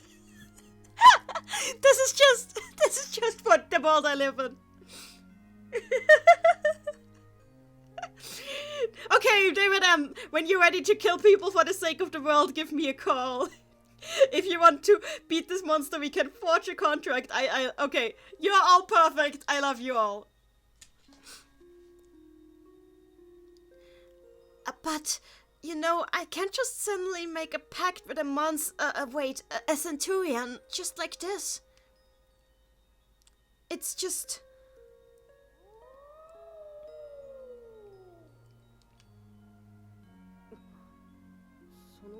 And David M is now making Tweeby jokes, which I'm okay with, because Tweeby is one of the best games ever. Just said it.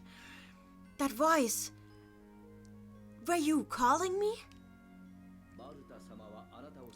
Lady Marta was searching for you. You, who she owes her life. She has chosen you as her knight. Me? Now, forge your pact.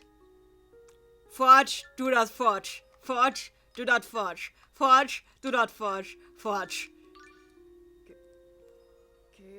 I swear. Understood.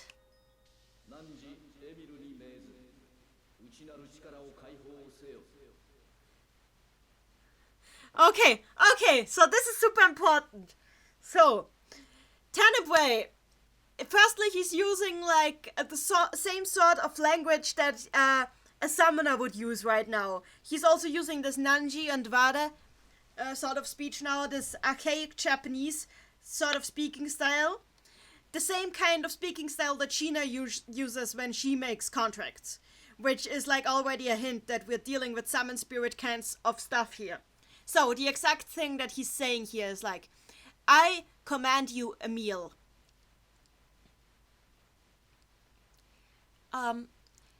Unleash the power within you. That is interesting. Unleash the power within you. Awaken, you who hunts magic and demons, or demons. It could be demons, it could be magic. You who hunts demon or hunts magic.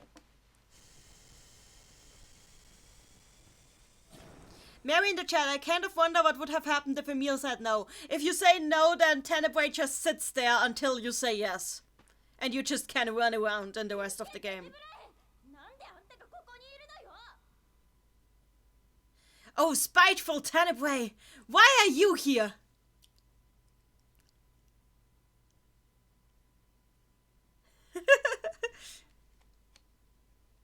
Stupid in the chat, okay, F you, game over.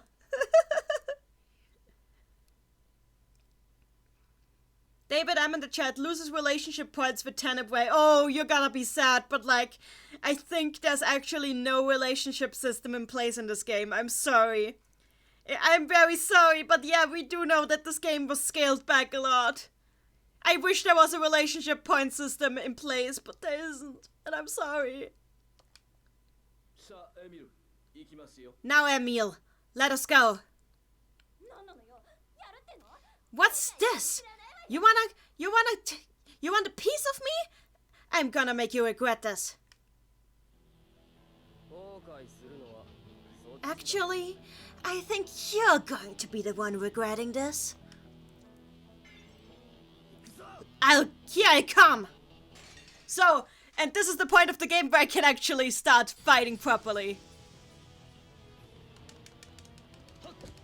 And this is like how Emil actually fights. This is how he fights for the rest of the game. He's actually a speed-based character. Would you have guessed that? But I cannot do much right now because there's a tutorial in the way. I can open the menu, but that's it. I do not need any apple jars right now. David in the chat, what happens if you choose to stop Marta? I assume you still stop Richter, but does something funny happen? I've actually never tried before because I don't want to hurt Marta. Maybe I should really try it sometime, but I can't bring myself. Mary in the chat, wait, holy shit, Emil, holy shit.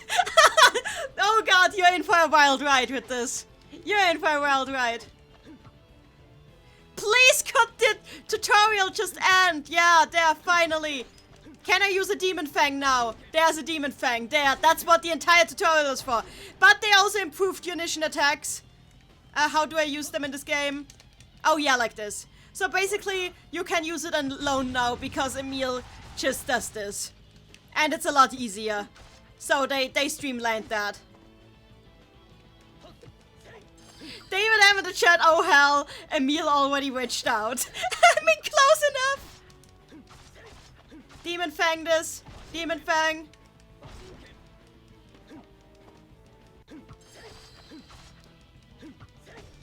Mary in the chat, what in the world has happened to him that he went from please don't hurt me to are you ready to get hurt? Oh, and just now his victory quote was, I thought this was going to be more fun.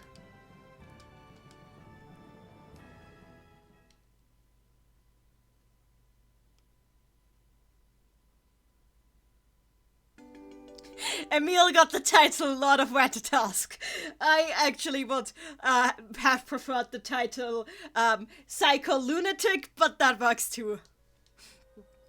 What was that just now?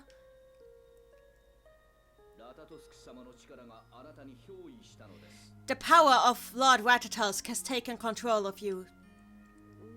It didn't feel like me at all. Because it was Lord Ratatosk's power. I feel like I understand, but also I don't feel like I understand. Also, what happened to Aqua? I didn't touch her. Centurions don't fight themselves. We're controlling the monsters that are under our command.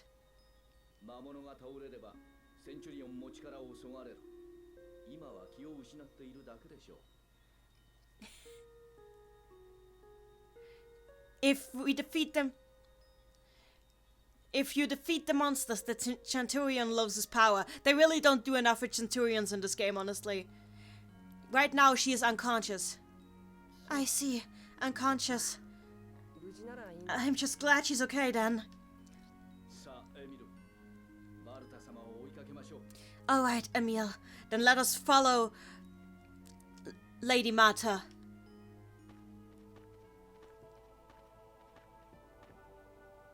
Hey? When? Huh? Wait, I think like I learned something. I feel like I learned something. Oh, yeah, it's just a skill explanation. Yeah. I don't know why all the tutorials in this game are voiced. There's so much voice acting in this game, and a lot of this is yes. I understand. I know how to use this game. David in the chat. Oh, hey, his clothes changed. Congrats, Emil. You are officially a real magical girl. I mean, he kind of really is. It's amazing. So, Mary in the chat. And now Emil is back to normal. This gave him a short trip. It really is. So, who to believe is this kid's name? I wonder if I can do this. You can. You can save Lady Mata. Don't you believe in your power as a Knight of Ratatisk? But humans have a saying, seeing is believing. I think you're using it wrong, but I guess it's fine. Thank you. I'll try doing it. So, yeah, Tenebrae has a habit of using sayings wrong. She's unconscious. So, let me just check real quick. I want to enable the skill. I enabled the skill because it's helpful. Let me see. I only have Demon Fang. Okay. It's Demon Fang time. Let us check our status. First we enabled the title because the starting title is very useless. So,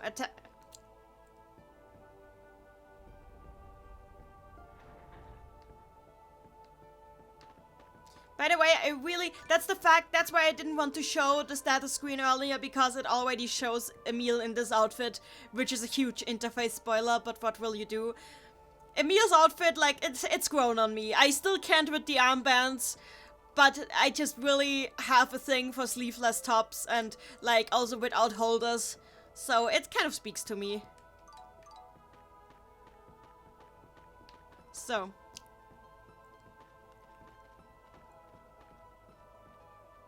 Huh? It's not opening. Richter might have closed it from the other side. No! Then what are we going to do? I can feel a draft. There has to be another way through still. If you use the power of the Sorcerer's Ring, you can look across the walls. The Sorcerer's Ring? What is that? It is on your finger. Ah, really? It is a ring that you got as a symbol of your contract with Lord Ratatosk. So that's a damn lie, because they're just handing sorcerer's rings out like candy, honestly. It is fulfilled with magic power. But I'm a human. Only elves and half-elves can use... It is alright. Humans can use the sorcerer's ring. Really? Alright, I'll try it. You got the sorcerer's ring. So, this is literally the only thing this game uses this cursor for. The sorcerer's ring. Oh, the Secrets of the Darkness is this skit's title.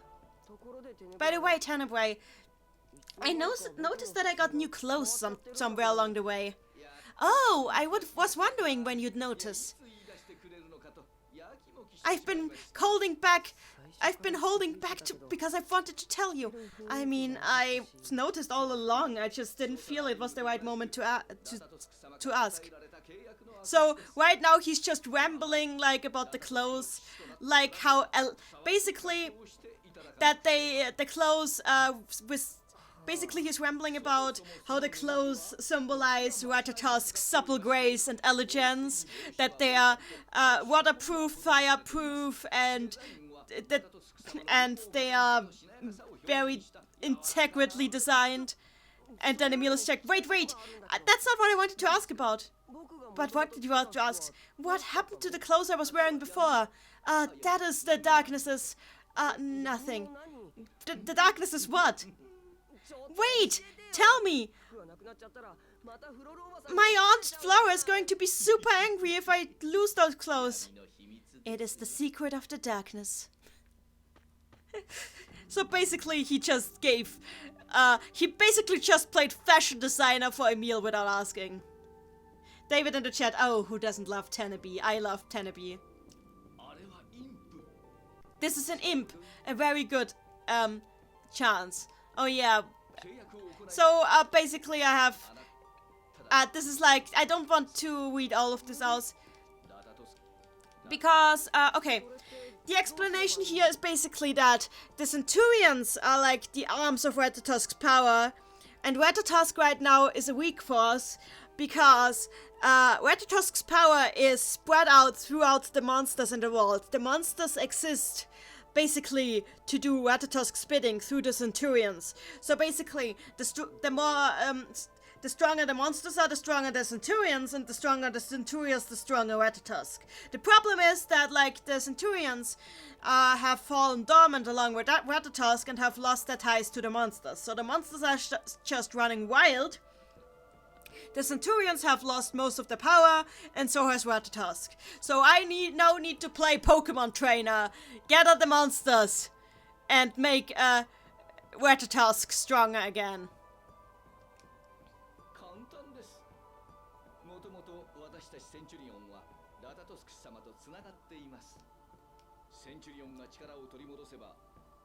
Yeah, he's explaining all of this. David M in the chat from under-explaining mechanics in the original to over-explaining them here. Yeah, I wonder if they're ever gonna find if they have ever found a balance with that. It doesn't feel like they have. I think they just went back to under-explaining after this game. Like, I never understood the theta system in the link system in Cilia, for example. Was it in Cilia? I think it was in Cilia. So, Tenebrae also says that he's the Centurion of Darkness. And this is like, yeah, he just aggravated the monster to fight me.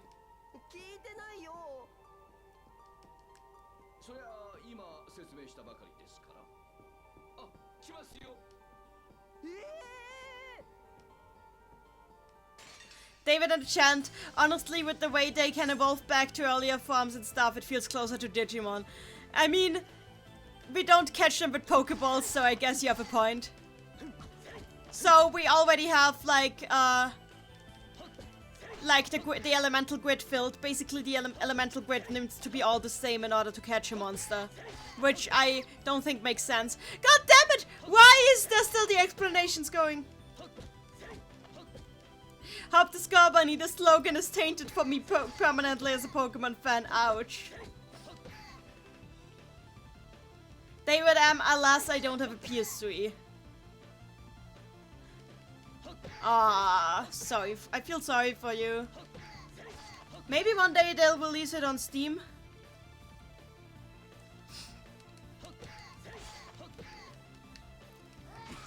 Blue Mage in the chat, for this Demon Pact you get a Sorcerer's Ring completely free.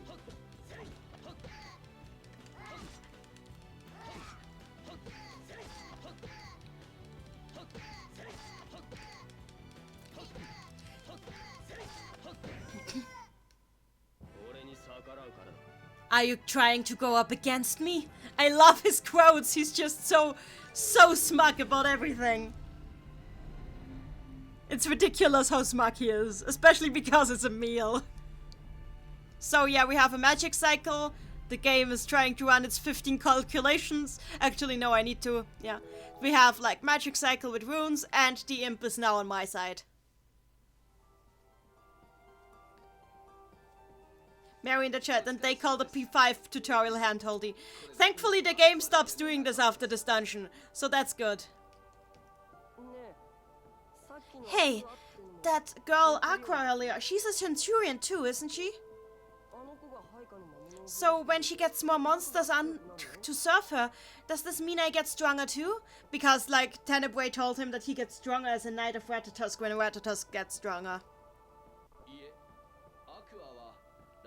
No, Aqua has cut her ties to Lord Ratatosk. So even if Aqua gains more servants, it will not have an effect on you. There are other Centurions too, right?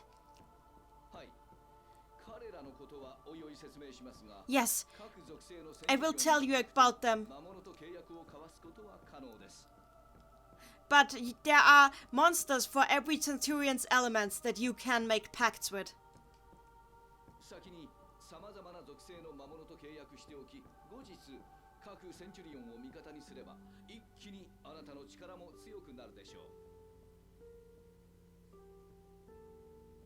When you make a pact with a monster that of a Centurion who you're befriended with,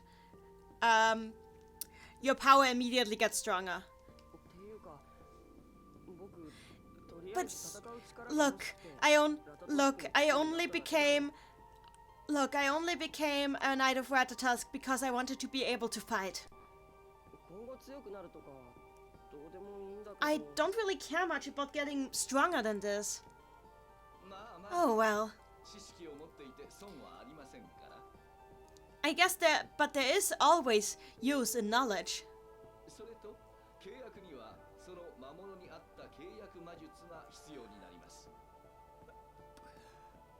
But, and yeah, you need more.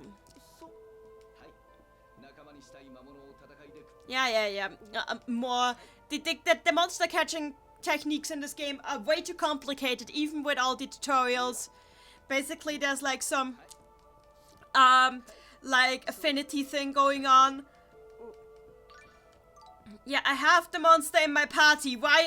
Do you want me to swap it in? It's already there. It's already there. I cannot swap it out because I have only this in my party. I'm so glad when this dungeon is over. David, I'm in the chat. I am Dao Dai. Oh, David, I just remembered I'm not actually a shadow that lives in this place. I am out Dai. I mean, it makes sense on... Actually, god damn it. God damn it, the Persona references are taking over. David, so does getting new monsters actually contribute to Emil's mechanical power? Like, are they the skill system or something? I'm not actually sure, to be honest. I'm actually not sure. I think it strengthens like his elemental attacks, from what I remember. Like when he uses elemental attacks, they get stronger from it, I think. But right now he doesn't have any elemental attacks. Later he gets skills that allow him to, for example, make Demon Fang into a dark elemental attack. So right now it's not like he's getting anything out of it, but later on, I think. Oh yeah, and this is also elemental, so this also gets stronger from it.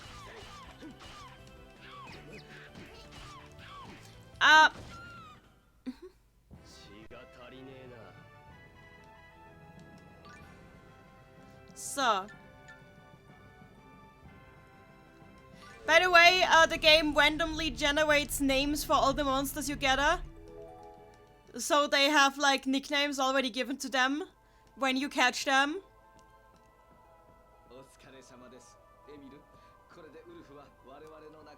Good work, Emil. Now Wolf is your ally. I wouldn't have thought that like making a new pact would be easier depending on which monsters I have with me.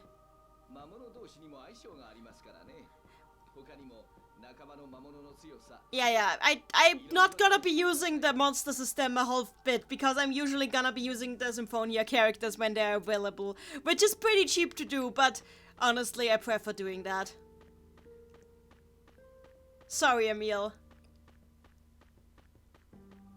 Okay, here we go. So, here we go. Okay, so this is literally the only thing you use the Wii mode in this Wii game for. Well, not the entirely only thing, but it's to make Emil spin like this as he tries to use the Sorcerer's Ring. Because, you know, just pressing the button is not enough to activate this thing, apparently. There we go. Oh no. I needed to use the Wii remote for this. It was vitally necessary.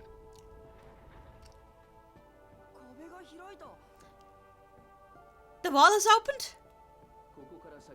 Looks like we might be able to get through here. Let us go.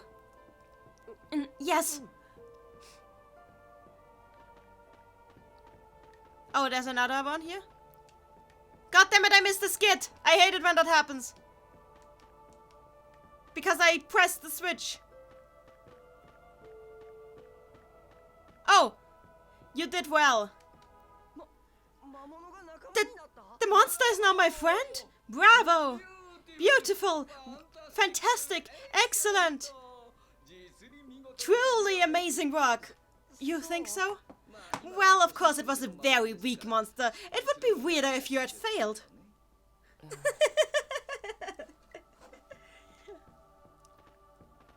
David M in the chat. How does it work in the Unison and pack? The same way I'm doing it right now. Second stick. And you don't need to see the cursor all the time. Because it is very useless.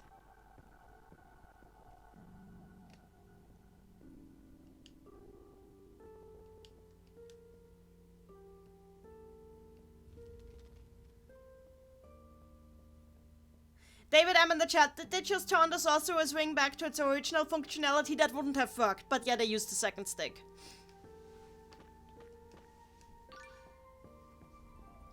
David on the chat, Tenant B wants in on the bullying Emil train. I mean, it's understandable. Emil makes himself an easy target. Mary in the chat, God, he really is the best character.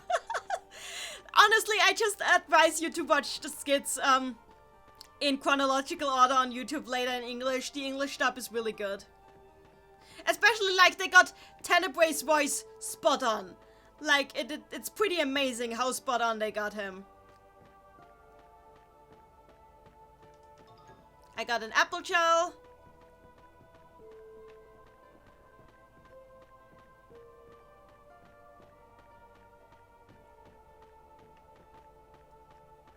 But yeah, as we've been saying, this game is a slow burn. We're really not anywhere close to any of the good parts yet. That said, it is a much shorter game than Tales of Symphonia. So, we're not gonna be here forever. Given that I am stopped running in circles like an idiot. What the hell, I've played this game so many times. What am I even doing? This is where I wanted to go. So, we have a Richter on the floor. David M, can you still stun monsters with it? I should... Yeah, I think you can, actually. I think you can. Richter! Richter, hang in there! What happened? I let my guard down. Lloyd. Huh? Lloyd Irving came. Lloyd? Are you talking about the same Lloyd who serves the Miko of Regeneration? He took the core. Richter!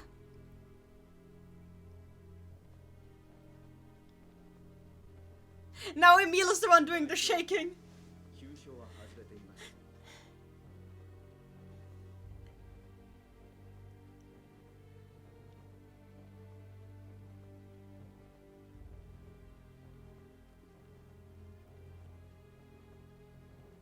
Don't worry, he is not in grave danger.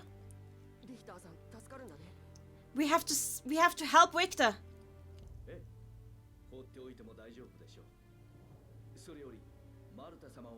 Wait, so Richter is going to be okay, said Emil. Sorry, I got it wrong.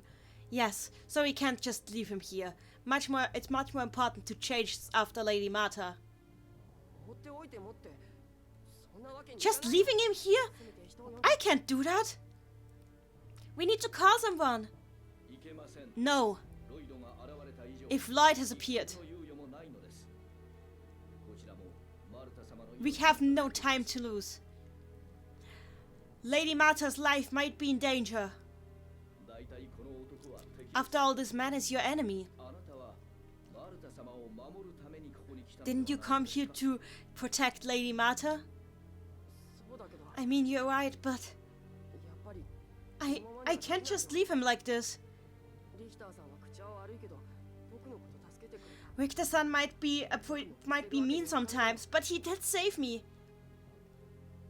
I can't just leave him like this. Tenebrae, just go ahead and follow Mata. I'll come too. I think this is a choice that you will end up regretting, but I can't stop you. Well then, I will excuse myself. So, now we're going back to Cole's... Okay, I cannot forgive this. That Lloyd! Why would he do this to Richter? First he takes away my father and mother, and now he hurts the person that I owe so much to. I can never forgive him. That's what you're saying now. Mary in the chat, oh no, it's Bizarro Lloyd. He's back.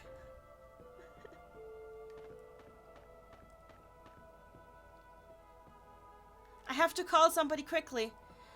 Oh, that's right. Aqua might have woken up already. Alright, let's go and check on her. There she is. Oh, it's you! Aqua! Great timing! Please come with me!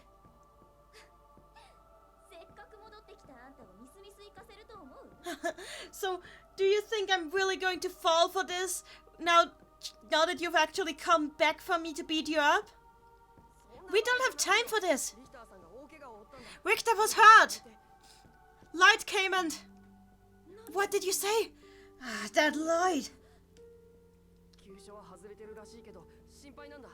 It looks like he's not going... Like it's not too bad. But I'm worried about him. Please go and help him. Why did you tell me that? I guess you can be a little... I guess you can be a little cooler than I expected. I mean, just 1/1,000,000th of how cool Richter is, though. Anyway, just come!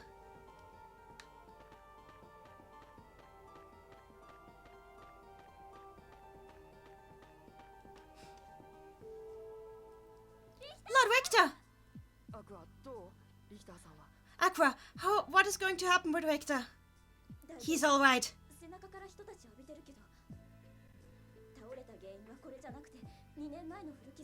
But he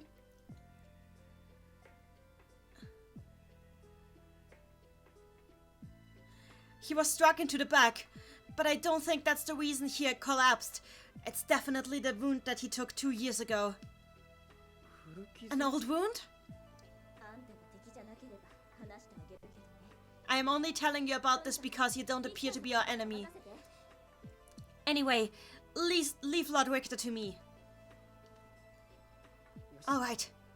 Next is Martha. I'm worried about the thing with Lloyd, but I have to go.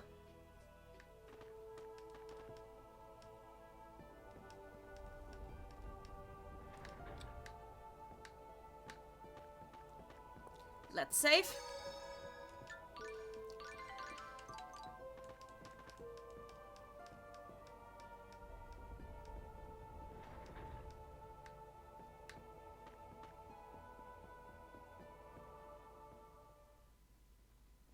There we have a cutscene. You might notice that this Lloyd is clearly not going for the kill. Because if Lloyd Irving was going for the kill, she would be dead. Lloyd Irving!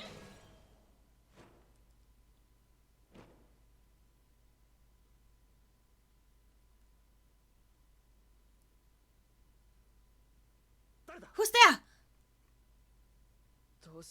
Why did you kill them? Emil? Why did you kill everyone in Palma Costa? My parents too.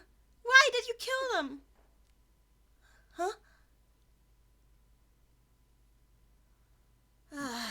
Palma Costa again? What are you talking about? Anyway, I will never forgive you.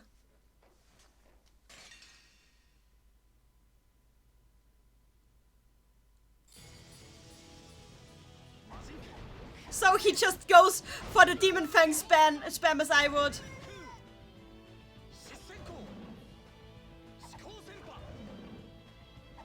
So the only advantage above Lloyd that I have right now is that I'm very fast. But I cannot defeat Lloyd, as you have just seen. I tried to fire a single Demon Fang and it did not work.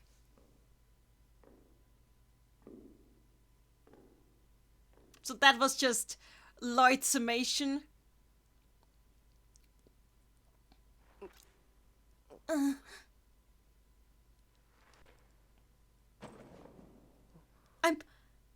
I'm still alive? Looks like he let us get away with our lives. Lady Mata! Lumen Centurion Court! I'm sorry. It's gone! Lumen Centurion Core is gone, is what you say. Sorry for the sneezing.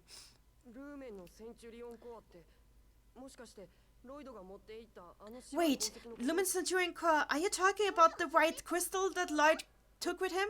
He took that with him? Yes. Was it very important? Yes.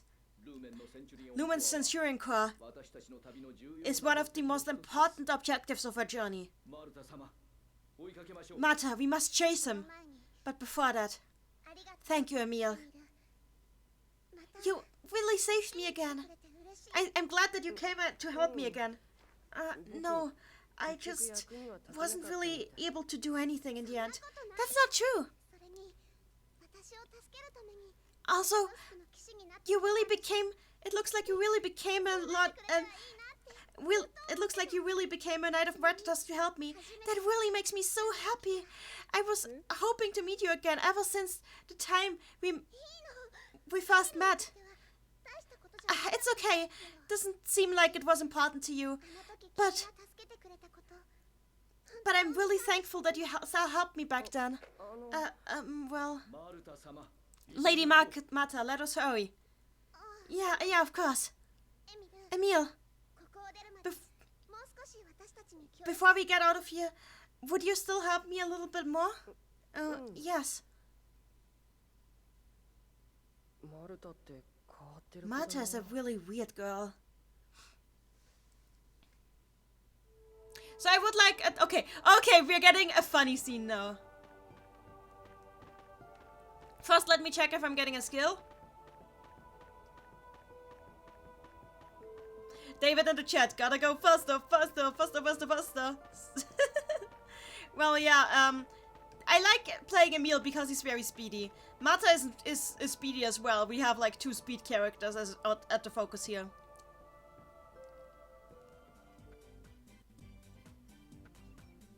We all remember this music. What is this? That's a mask that Lloyd was wearing. It's pretty lame. Yeah, extremely lame. Like, very lame. You got Lloyd's mask the first.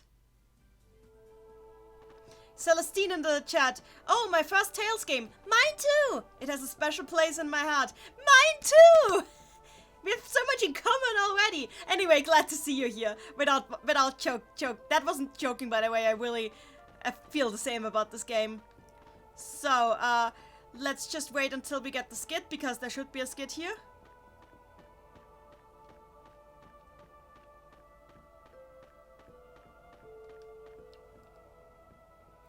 This appears to be a door, but it isn't opening. Looks like we have to go back the way we came. Oh, right. I have to do that.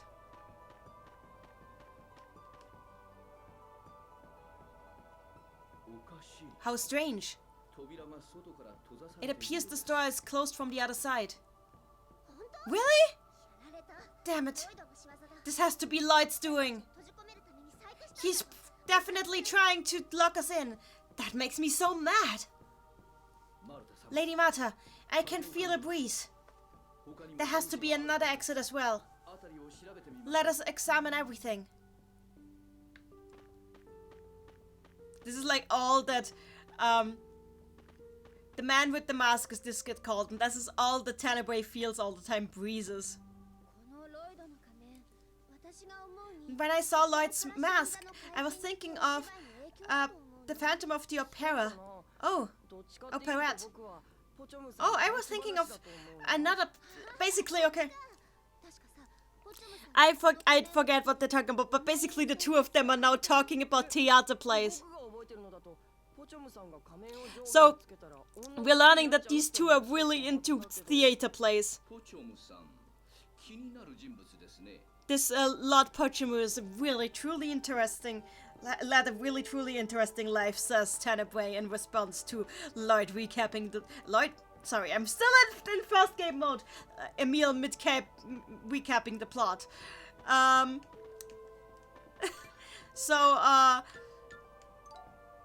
But I find it interesting that, like, Emil knows anything about theater plays. I assume he's just had a lot of time to read. Alright, I need to... So, everybody look at this. The return of the most ugly thing in the world.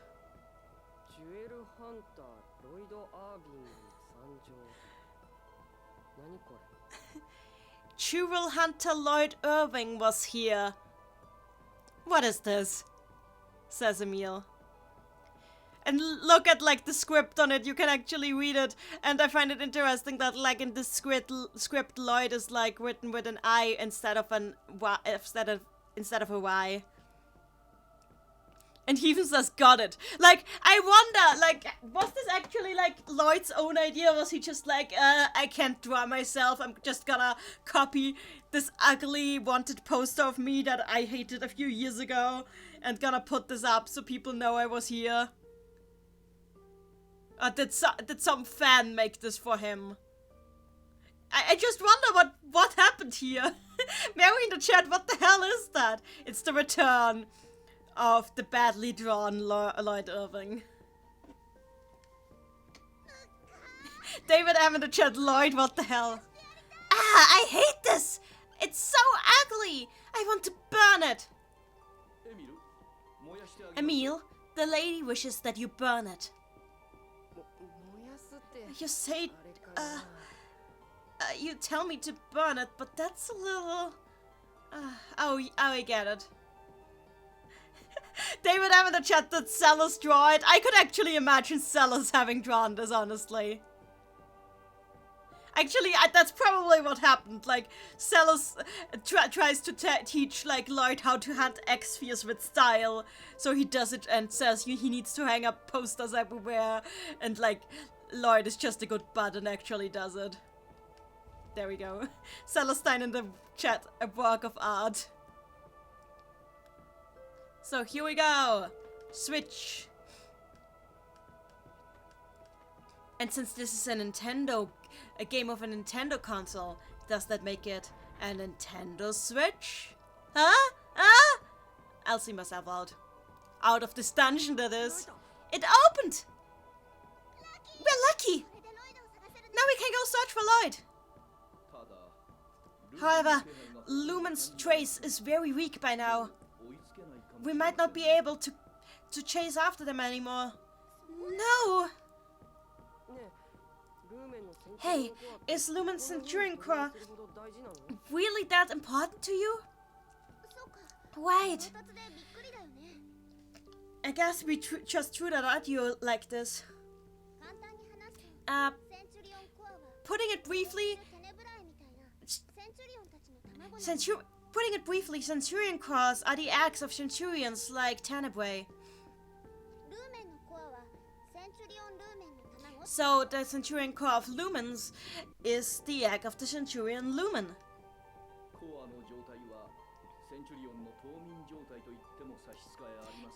It is more accurate to say that being in core state means that the Centurion is currently hibernating.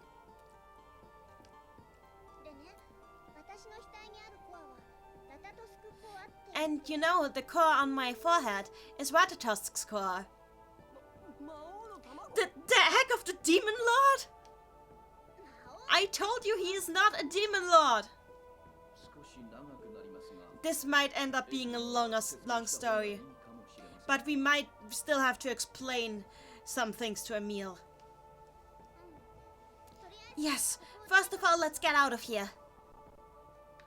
I need to find voices for these guys. I don't have any settled voices for them yet, so I should do this. what Emil sees. Oh god, no, this is a pun. I cannot translate this one 100%. There will have to be, like, an explanation later, but I'll do my best. So, okay, just let me tell you that the Japanese word for being able to see or visible is mieru. Mieru. Okay, let's do this. Hey, Mata, so about this Watataxus thing. Not Watatasks. His name is Watatusk. Oh yeah, this Watatax. We already told you his name is Watatusk. This is annoying to remember. What is annoying here? How rude of you. How would you like if we called you Mieru instead of Miel instead of Emil? Yes, because Emil looks like a prince to me. And in the end, I wasn't able to ask anything about Watatusk. Is how he ends this. It ends like a comic strip, basically. And like Tenebue just laughed at Martha's terrible dad joke. Because Martha was making a pun with Emil and Mieru. God, that was... Okay.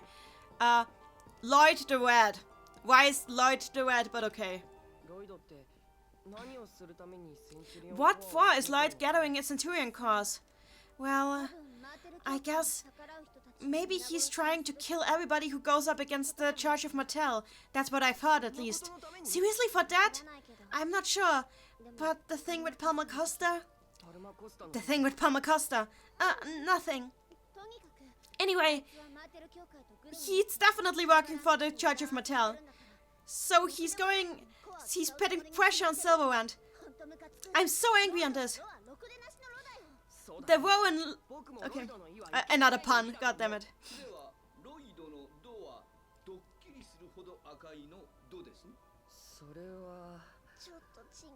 So basically what happened in the end, there was like Martha was like taking the ro sound in Lloyd in the Japanese translation and said that it stands for do no good. And then Emil took the E sound in the Japanese name of Lloyd and said that it stands for him being a terrible person. And then Tenebue took the do and said something about him that he's very red.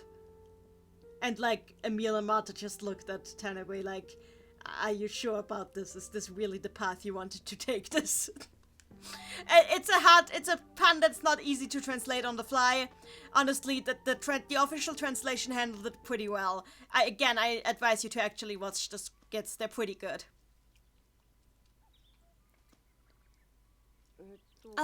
Where are we here? I see.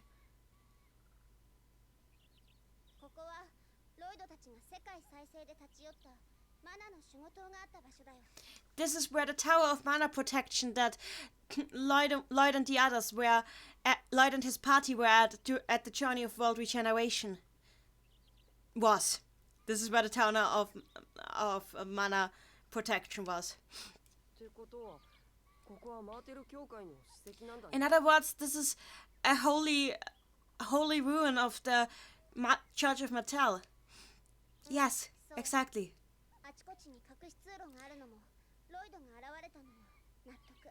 I guess there was a secret pathway through here. No surprise that Lloyd showed up here. So Lumen is the Centurion of Light, and his altar was right under the Tower of Mana, where the Seal of Light was kept. This is the first thing that should clue us into something going on here.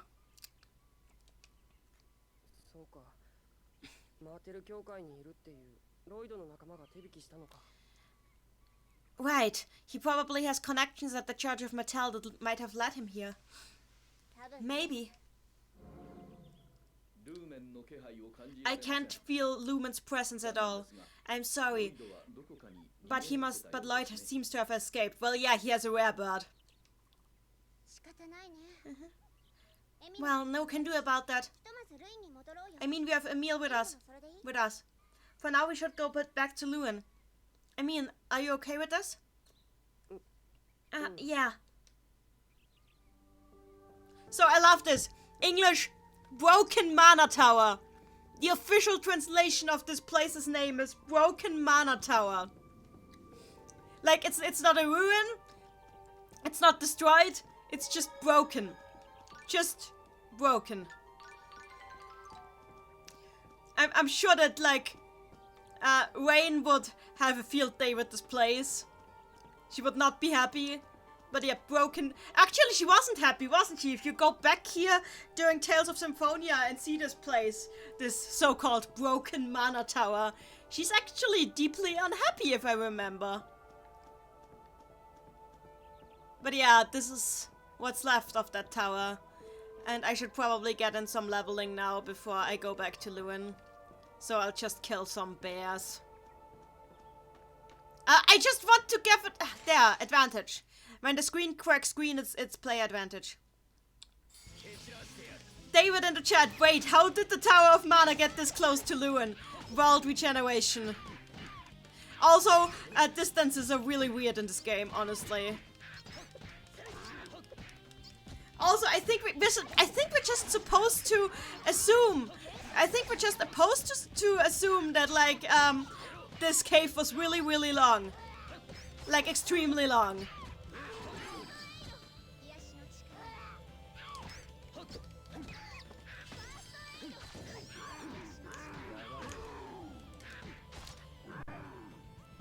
I still keep confusing the controls for that of the last game, so that is why Emil right now is dying. That is my only excuse, in fact. Hey, Marta, mind healing me? Thank you. She's still healing? Oh god.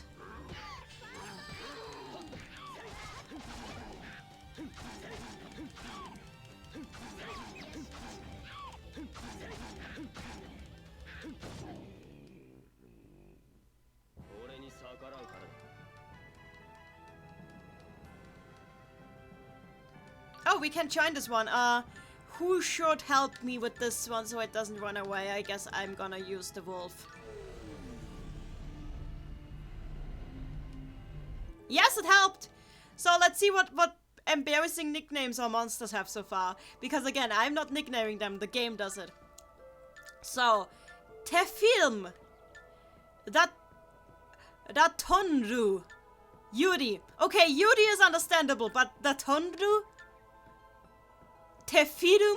I feel sorry for these guys. Oh yeah, and let's kill this bird too, because we're at it. Looks like somebody wants to die, it says.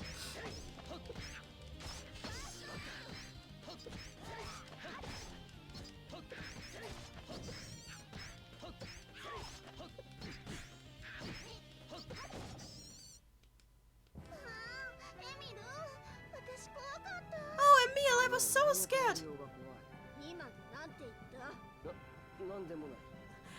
Oh, Emil, I was so scary. Actually, I think they were more scared of you. Did you just say something? No, nothing. This is what she said. Oh, let's try this again. Let's try. Wow, I'm on a roll with this. Usually I'm really bad at this, but apparently this is working. So, I guess we're swapping in some different monsters. I'm taking this one. I'm usually bad at this. Oh well. I don't complain about freebies. I got a red ribbon. I will equip that to Mata later. Actually, I can equip it now.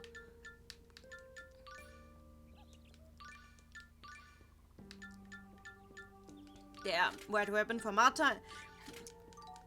And a cape. So now we can see the Tower of Mana is over here and Lewin is over here. See? So basically, the Tower of Mana has moved locations. A lot of stuff has moved locations thanks to the Vault Regeneration.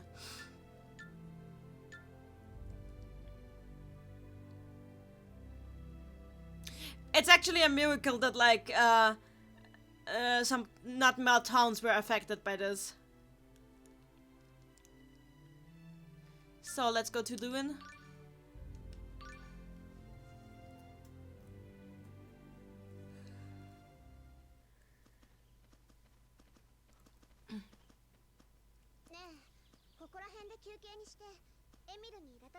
Hey, let's take a break here and tell Emil more about Ratatosk. Right. I still don't really have a clue what's going on. Understood.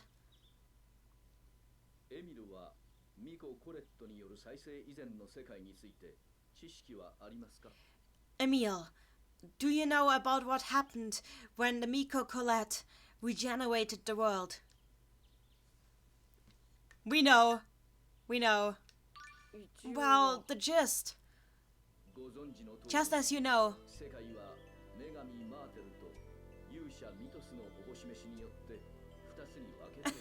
So Tenebrae is actually intent. This is like the first hint in the game that we get that Tenebrae isn't entirely truthful with all the stuff that he tells us, because he's giving a very obvious lie to anybody who's played the original game here. Just as you know, the world was split into two by the decree of the goddess Martel and the hero Mythos. In the time when the world was split into two, Lord Ratatosk turned into a core and fell into slumber.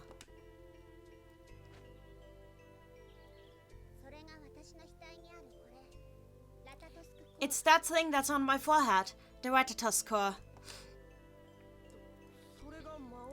So that is the egg of the demon Lord Ratatosk? He is not a demon lord. Okay, this is important. So he is the spirit of the ancient giant Karlan tree and the king of all monsters. So it's not actually fully explained at this part of the game, but I want to explain it right now. So basically, Ratatosk is to the giant Karlan tree what Martel that we saw in the ending of the last game is to the new tree Yggdrasil.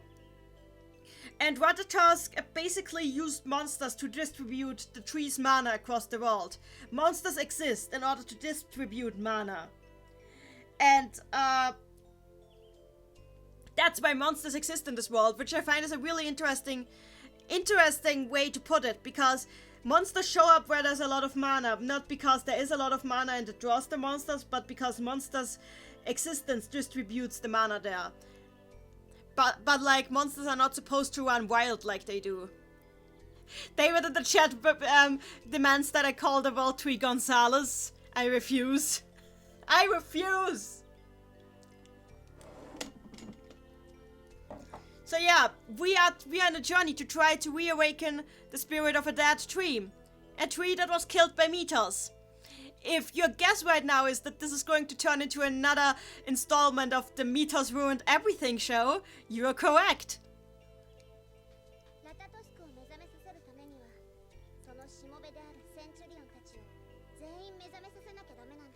He told me that in order to awaken Ratatosk, we first need to awaken his servants, the Centurions, all of them.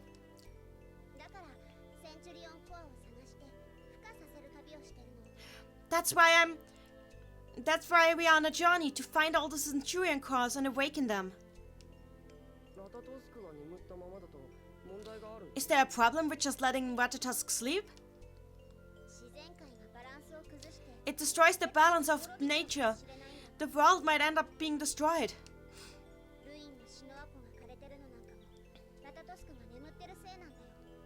That the Lake Shinoa at Lewin dried out is also because Ratatosk is asleep.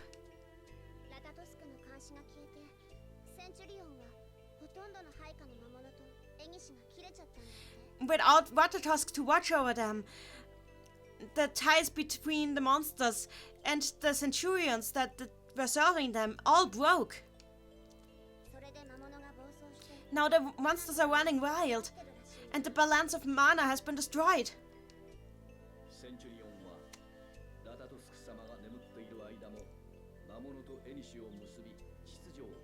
Usually, us Centurions have the duty to stay pacted with monsters and keep them under control while Lord Ratatosk is asleep. However, the Centurion of Water, Aqua, has allied herself with Richter and betrayed and is neglecting her duties. That is why so many water-related disasters are happening. It is really shameful. Well, if you're right, then we have no need to fight.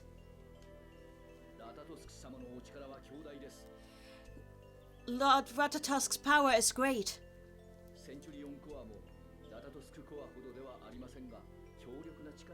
So what I find really interesting about the whole Centurion business is basically that it tells us that spirits, like powerful summon spirits, are able to create basically emanations of themselves, like spawn like mini spirits beneath themselves to embody aspects of themselves, like the Centurions for Ratatosk, because that's basically what they are, which might explain why like some spirits appear as like more than one person. Like we have Sylph, who in one game appears as just one spirit, then in another game is three, and then we have Gnome, who in one game is just one spirit and in another is like a group of spirits. So I think that like the situation with Ratatosk is very similar. The Centurions are like, even though the main Ratatosk is still the main body, which is where he is different. But I believe that the situation is like that spirits are able to like create different aspects of themselves. This is something that is actually supported by this game's ending, but that's all I'll say.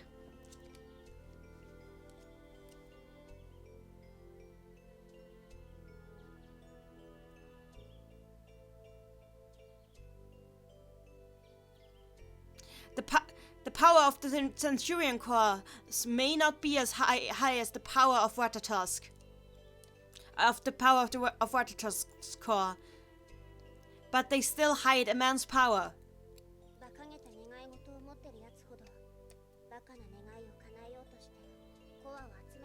And that's why people who hold foolish wishes are gathering the cores in order to fulfill them for themselves.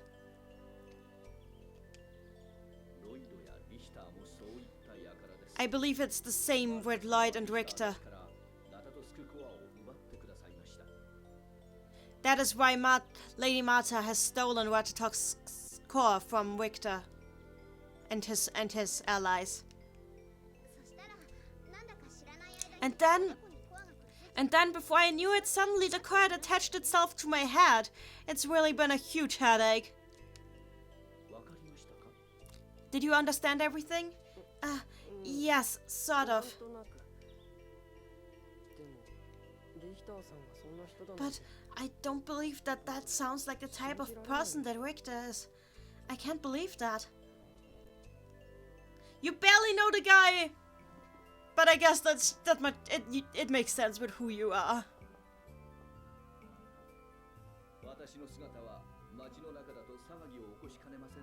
If I am seen in this town, it might cause a great ruckus, so I shall hide myself. Wait! Right, Tenebra, were you among the monsters that have been attacking this town? How rude of you! You are mistaken. Those were monsters that were attracted by the power of Lumen's core.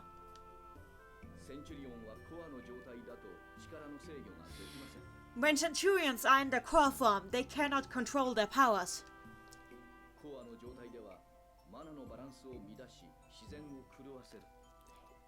When we are in our core forms, the balance of mana is interrupted, and nature is confused. And that is why we can't have people like Lloyd or Richter have the cause. Oh, seriously, it sounds like those Centurion cores are bad news. How rude of you! Anyway, first, take me to your house. No.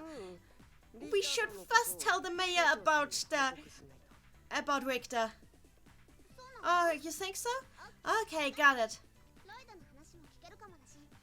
I mean, we might be able to hear something about Lloyd, so let's go. Yeah.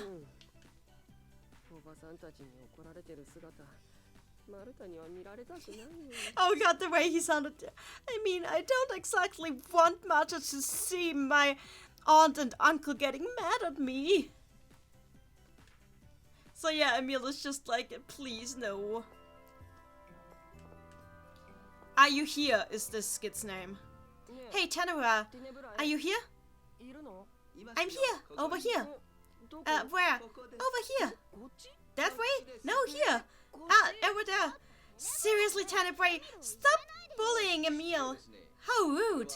This is all part of his training as a Knight of Ratatosk. Now, where am I now? I guess that is where Aqua calls him spiteful.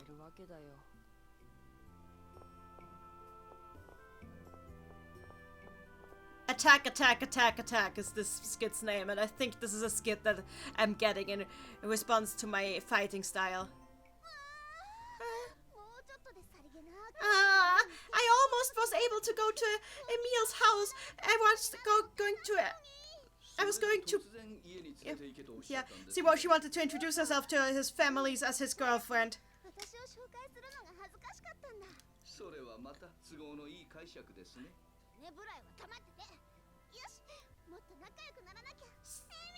Hey Emil, when is your birthday? What do you like to eat? Do you like girls with longer or short hair? Marta, let go of me! Don't hug me like that! That seems like it's going to be an unrequited love. So like, yeah, Marta is just in full attack mode. David M in the chat, everybody bullies Emil. I mean, yeah.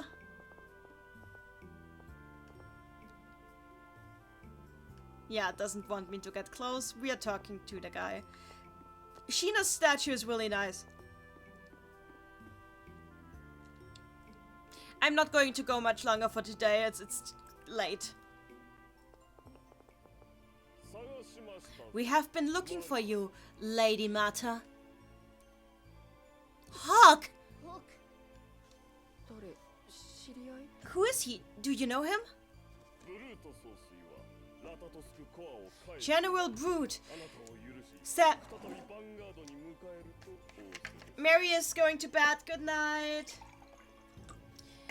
General Brute says that if you give back Ratatosk's core, he will forgive you, and you will be welcomed back as a member of the Vanguard.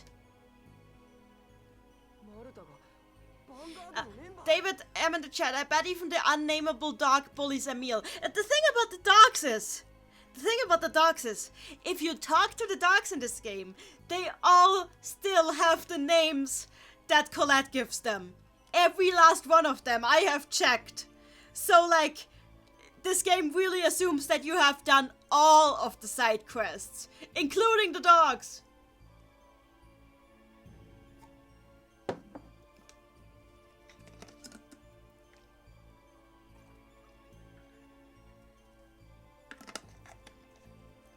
Marta, you are one of the Vanguard? Tell General Brute.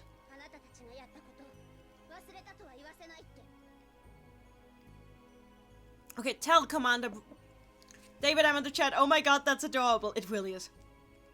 Tells Commander Brute. I will never forget what you did. Just what might you be talking about? Are you really going to be playing dumb? Oh well, I'm not giving you Ratatosk's core anyway. Well then, we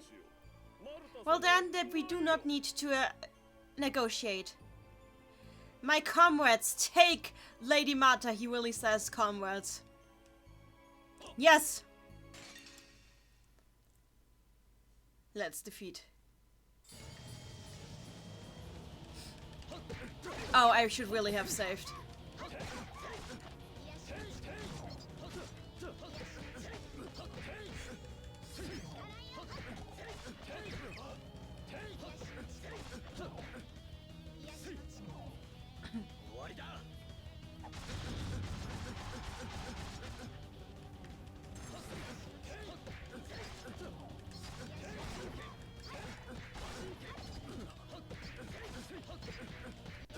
Yeah, those monsters are pretty useful.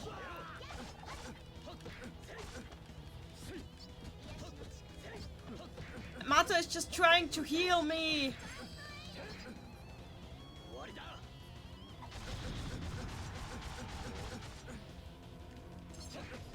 Like when I first played this game, I was wondering why all these dogs had names. Now I know why. Because Colette named all the dogs. There, I defeated them.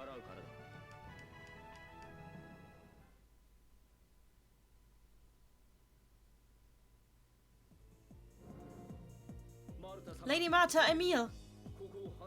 Let us leave this place. Oh, alright. Emil, let's go. Huh? Huh? Why was I pulled into this? So, Marta got the title Former Vanguard. So I need to save, I can't keep going today. So I'm really tired, I will have to save here. I'll keep going tomorrow, but like... I know it's really hard to see why I love this game so much this early on. But I swear, we're getting there. Then again, I guess the same is true for pretty much every JRPG. It's a slow burn. And we need to get there. I'm so glad so many people have been watching. Makes me super happy that people seem interested in this. I'll be starting earlier tomorrow. Let me make a quick save.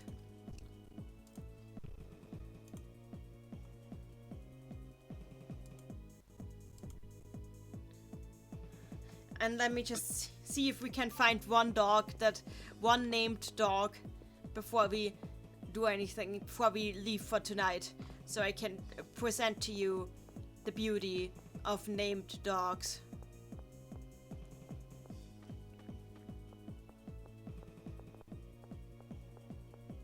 There has to be at least one named dog here. Okay, I activated a scene by accident.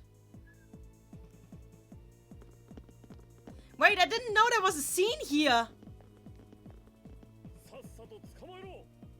Wait, what? You can have the scene here? I did not know that! I did not know the scene could happen here! Oh my god, okay, I'll talk about this tomorrow, we'll stop here. This is what happens when you go hunt for dogs. You find alternate versions of scenes that you didn't know existed. Tails off for you. Anyway, see you tomorrow, nighty night.